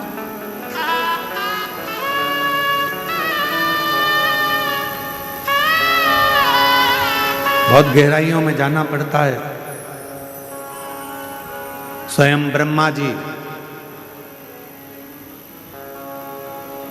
ब्रह्मा जी भगवान विष्णु जी के सामने जाकर कहते हैं कि यह पूरी सृष्टि का निर्माता मैं हूं, चलाने वाला मैं हूं और संहार करता मैं हूं। तब भगवान नारायण ने कहा, ब्रह्मा जी गलत बात, ये विचार ना करें। प्रभु आपकी कृपा से सब काम हो रहा है, भोले आपकी कृपा से सब काम हो रहा, करते हो भोले बाबा, मेरा नाम हो रहा है। करते हो डमरू वाले, मेरा नाम हो रहा है। भोले आपकी कृपा से सब काम हो रहा है। शंभु आपकी आपकी कृपा से सब काम हो रहा। ब्रह्मा जी के मन में ये भाव आ गया। ब्रह्मा जी को लगा कि सृष्टि का निर्माता मैं हूँ, ब्रह्मा जी को लगा कि सृष्टि चलाने वाला मैं हूँ, ब्रह्मा जी को लगा कि सृष्टि को बनाने वाला मैं हूँ। इतने में भगवान विष्णु के मुख से निकल गया कि ब्रह्मा जी इस तरह की बात मत करो। सृष्टि का निर्माता, सृष्टि का संहार करता, सृष्टि को चलाने वाला स्वयं भगवान विष्णु कह रहे हैं शिव महापुराण में कि इसको चलाने वाला, इसको बनाने वाला, इसको रचने वाला तो केवल एक है और वो देव अधिदेव महादेव शिव है, उसके सिवा कोई नहीं, केवल शिव, केवल शिव।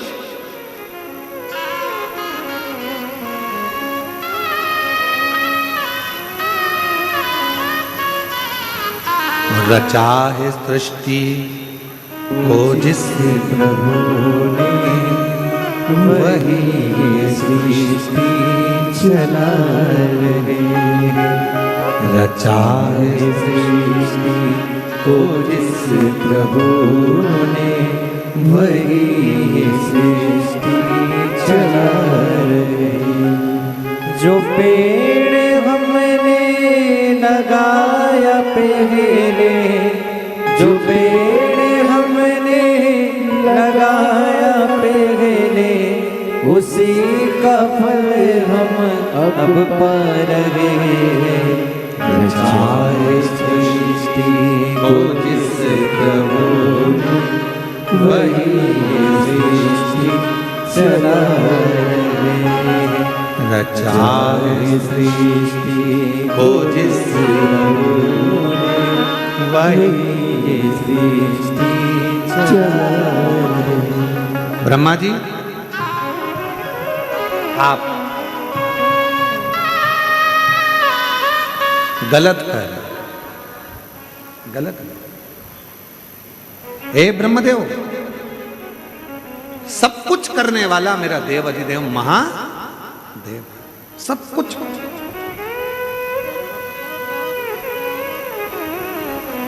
ब्रह्मा जी ने कहा मैं नहीं मानता। एक बड़ा सा पर्वत था जिसको भगवान ब्रह्मदेव और भगवान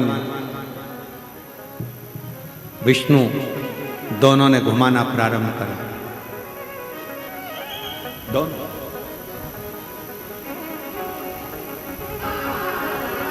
और ब्रह्मा और विष्णु ने जब घुमाना प्रारंभ करा, वो पर्वत जब घूमा तो उसमें अग्नि का घर्षण हुआ और एक शिवलिंग प्रकट हुआ। शिवलिंग जब शिवलिंग प्रकट हुआ तो पूछा ब्रह्मा जी ने भगवान विष्णु से कि ये कौन है? तो भगवान नारायण ने कहा यही शिव है, यही शंकर है। और निवेदन करूं शिरडी की इस पवित्र भूमि से कि भगवान को पहचानना सबसे कठिन काम है। जिस दिन दुनिया के लोग परमात्मा को पहचान गए तो समझना कि शिव है। आज कई लोग एक लोटे जल को नहीं पहचान रहे कि एक लोटा जल क्या कर सकता है। आज कई लोग भगवान शंकर पर चढ़ी हुई एक बेलपत्र को नहीं पहचान पा रहे कि एक बेलपत्र क्या कर सकती है। आज कई लोग श्री शिवाय नमस्तुभ्यम महामंत्र को नहीं पहचान पा रहे कि इस मंत्र के उच्चारण से कितनी बीमारियां ठीक हो सकती हैं, कितने रोग, कितनी तकलीफें, मन की अशांति, मन का क्लेश, व्याधि केवल इस मंत्र के उच्चारण से समाप्त हो जाते, समझ नहीं पाते। वो कहते हैं ना, जीवन खत्म हुआ तो जीने का ढंग आया, जब शम्मा बुझ गई तब महफिल में रंग आया।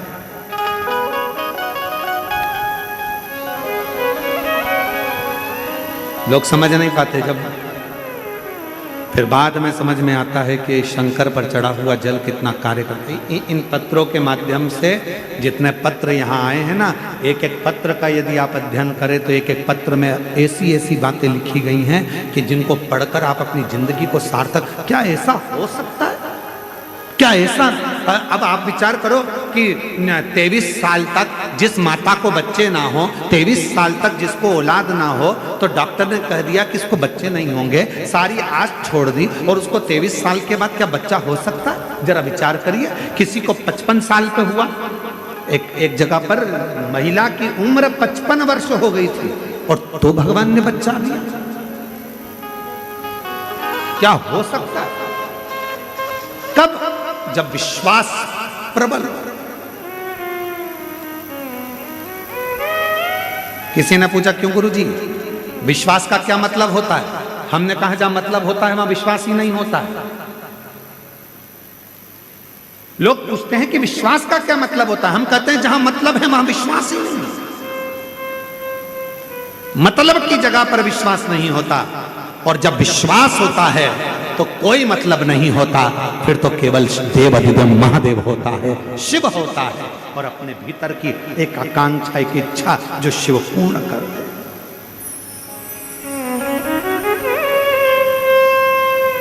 ब्रह्मा जी ने कहा, मैं नहीं मानता कि ये शिव है,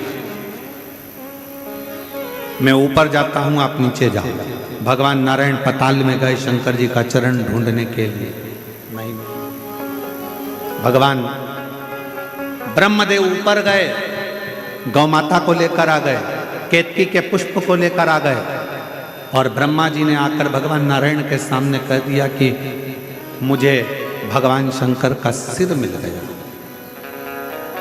झूठ बोल दिया। शिव का मस्तक, शिव का चरण, शिव के चरणों की धूल, शिव चरणारविंद की रज मिलना बहुत कठिन।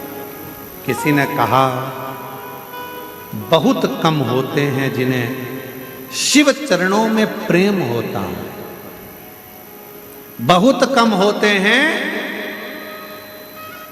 जिन्हें शिव चरणों में प्रेम होता है। जिनको प्रेम होता है शिव के चरणों में, उसका फिर बार बार जन्म नहीं होता है, फिर वो जन्म नहीं, सारे जन्म मरण के प्रपंच से छूट जाता है। जन्म और मृत्यु के प्रपंच से वो छूट गया, मुक्त हो गया।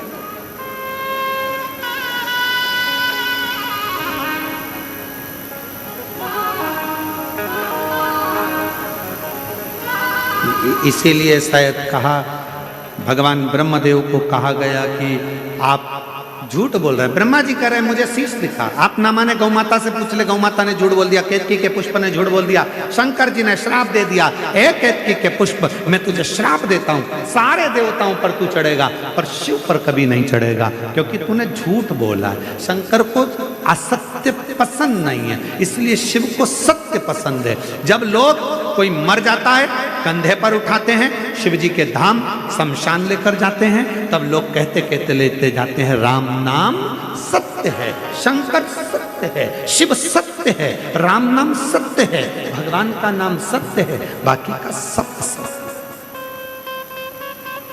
शिव के धाम। गौ माता तूने भी झूठ बोला है, तेरा पूरा शरीर पूजा जाएगा पर तेरा मुख अपूज्य माना जाएगा। दुनिया में सारे दान आगे से होंगे पर गौदान पीछे से होगा, क्यों? पूंछ पकड़ कर, क्योंकि तू झूठ बोल। ब्रह्मा जी ने झूठ बोला तो ब्रह्मा जी का शीश भगवान देवाधिदेव महादेव ने अपने पांव के अंगुष्ठ का नख तोड़ा, काल भैरव को प्रकट करा, जाओ काल भैरव ब्रह्मा जी का झूठ बोलने वाला शीश काट दो। झूठ बोलने वाला शीश कटा, कटा हुआ शीश लुढ़कते लुढ़कते गया, ब्रह्मा जी के झूठ बोलने वाले शीश से रक्त निकलता गया, जिससे कर्मनाशा नदी प्रकट हो गई, जो कर्मों का नाश कर। शीश को देखा तो निवेदन करा भगवान विष्णु ने भगवान देवाधिदेव महादेव से, ये शीश आप कृतार्थ कर दो। शिव जी ने उसको बड़ का पेड़ बना दिया, बट वृक्ष बन गया। देवाधिदेव महादेव उस बट वृक्ष के नीचे विराजमान हो गए। शिव जी का नाम बटकेश्वर महादेव हो गया। बोलो बटकेश्वर महादेव की जय। भगवान ब्रह्मा विष्णु और महेश पधार रहे हैं। जोरदार ताली बजाकर भगवान ब्रह्मा विष्णु महेश का स्वागत करिए। शिव जी की अनोखी अनुपम लीलाओं का स्मरण कर रहे हैं। भगवान ब्रह्मा विष्णु और महेश की झांकी का सुंदर दर्शन आप और हम कर रहे हैं। जोरदार ताली बजाकर स्वागत करें। हर हर महादेव। आज कथा का द्वितीय दिवस यहाँ विराम की ओर जा रहा है। कल कथा का तृतीय दिवस रहेगा। 3 दिन की कथा और रही है। बड़े भाव से शिरडी के इस पवित्र आनंदमय गांव लोनी में ये कथा चल रही है। भाव से श्रवण करें, अपने जीवन को धन्य बनाएं। ये कथा 16 तारीख को विराम हो जाएगी। फिर अगली कथा 25 से 29 अक्टूबर तक जो धनोरा दुर्ग में कथा होने वाली थी, वो कथा धनोरा दुर्ग में ना होते हुए ऑनलाइन होगी और बाबा की कृपा से वो कथा का लाभ बाबा के आनंदमय प्रांगण से ही श्रवण करेंगे। और वो कथा धनोरा दुर्ग में नहीं होकर 1 बजे से 4 बजे तक 25 से 29 अक्टूबर तक दीपावली के बाद में ये पवित्र कथा ऑनलाइन 1 बजे से 4 बजे तक होगी। और दीपावली 20 अक्टूबर को बड़े भाव से आप और हम सब मनाएंगे। 21 तारीख को बाबा का खजाना उत्सव रहता है, जो कि लीला के अनुसार है। सुंदर आनंद के साथ कथा का रसतत्व ग्रहण कर अपने जीवन को धन्य बनाएं। 3 दिन की कथा और रही है। बड़े भाव से श्रवण करें, अपने जीवन को कृतार्थ बनाएं और बाबा की कृपा दृष्टि बनाएं। हर हर महादेव।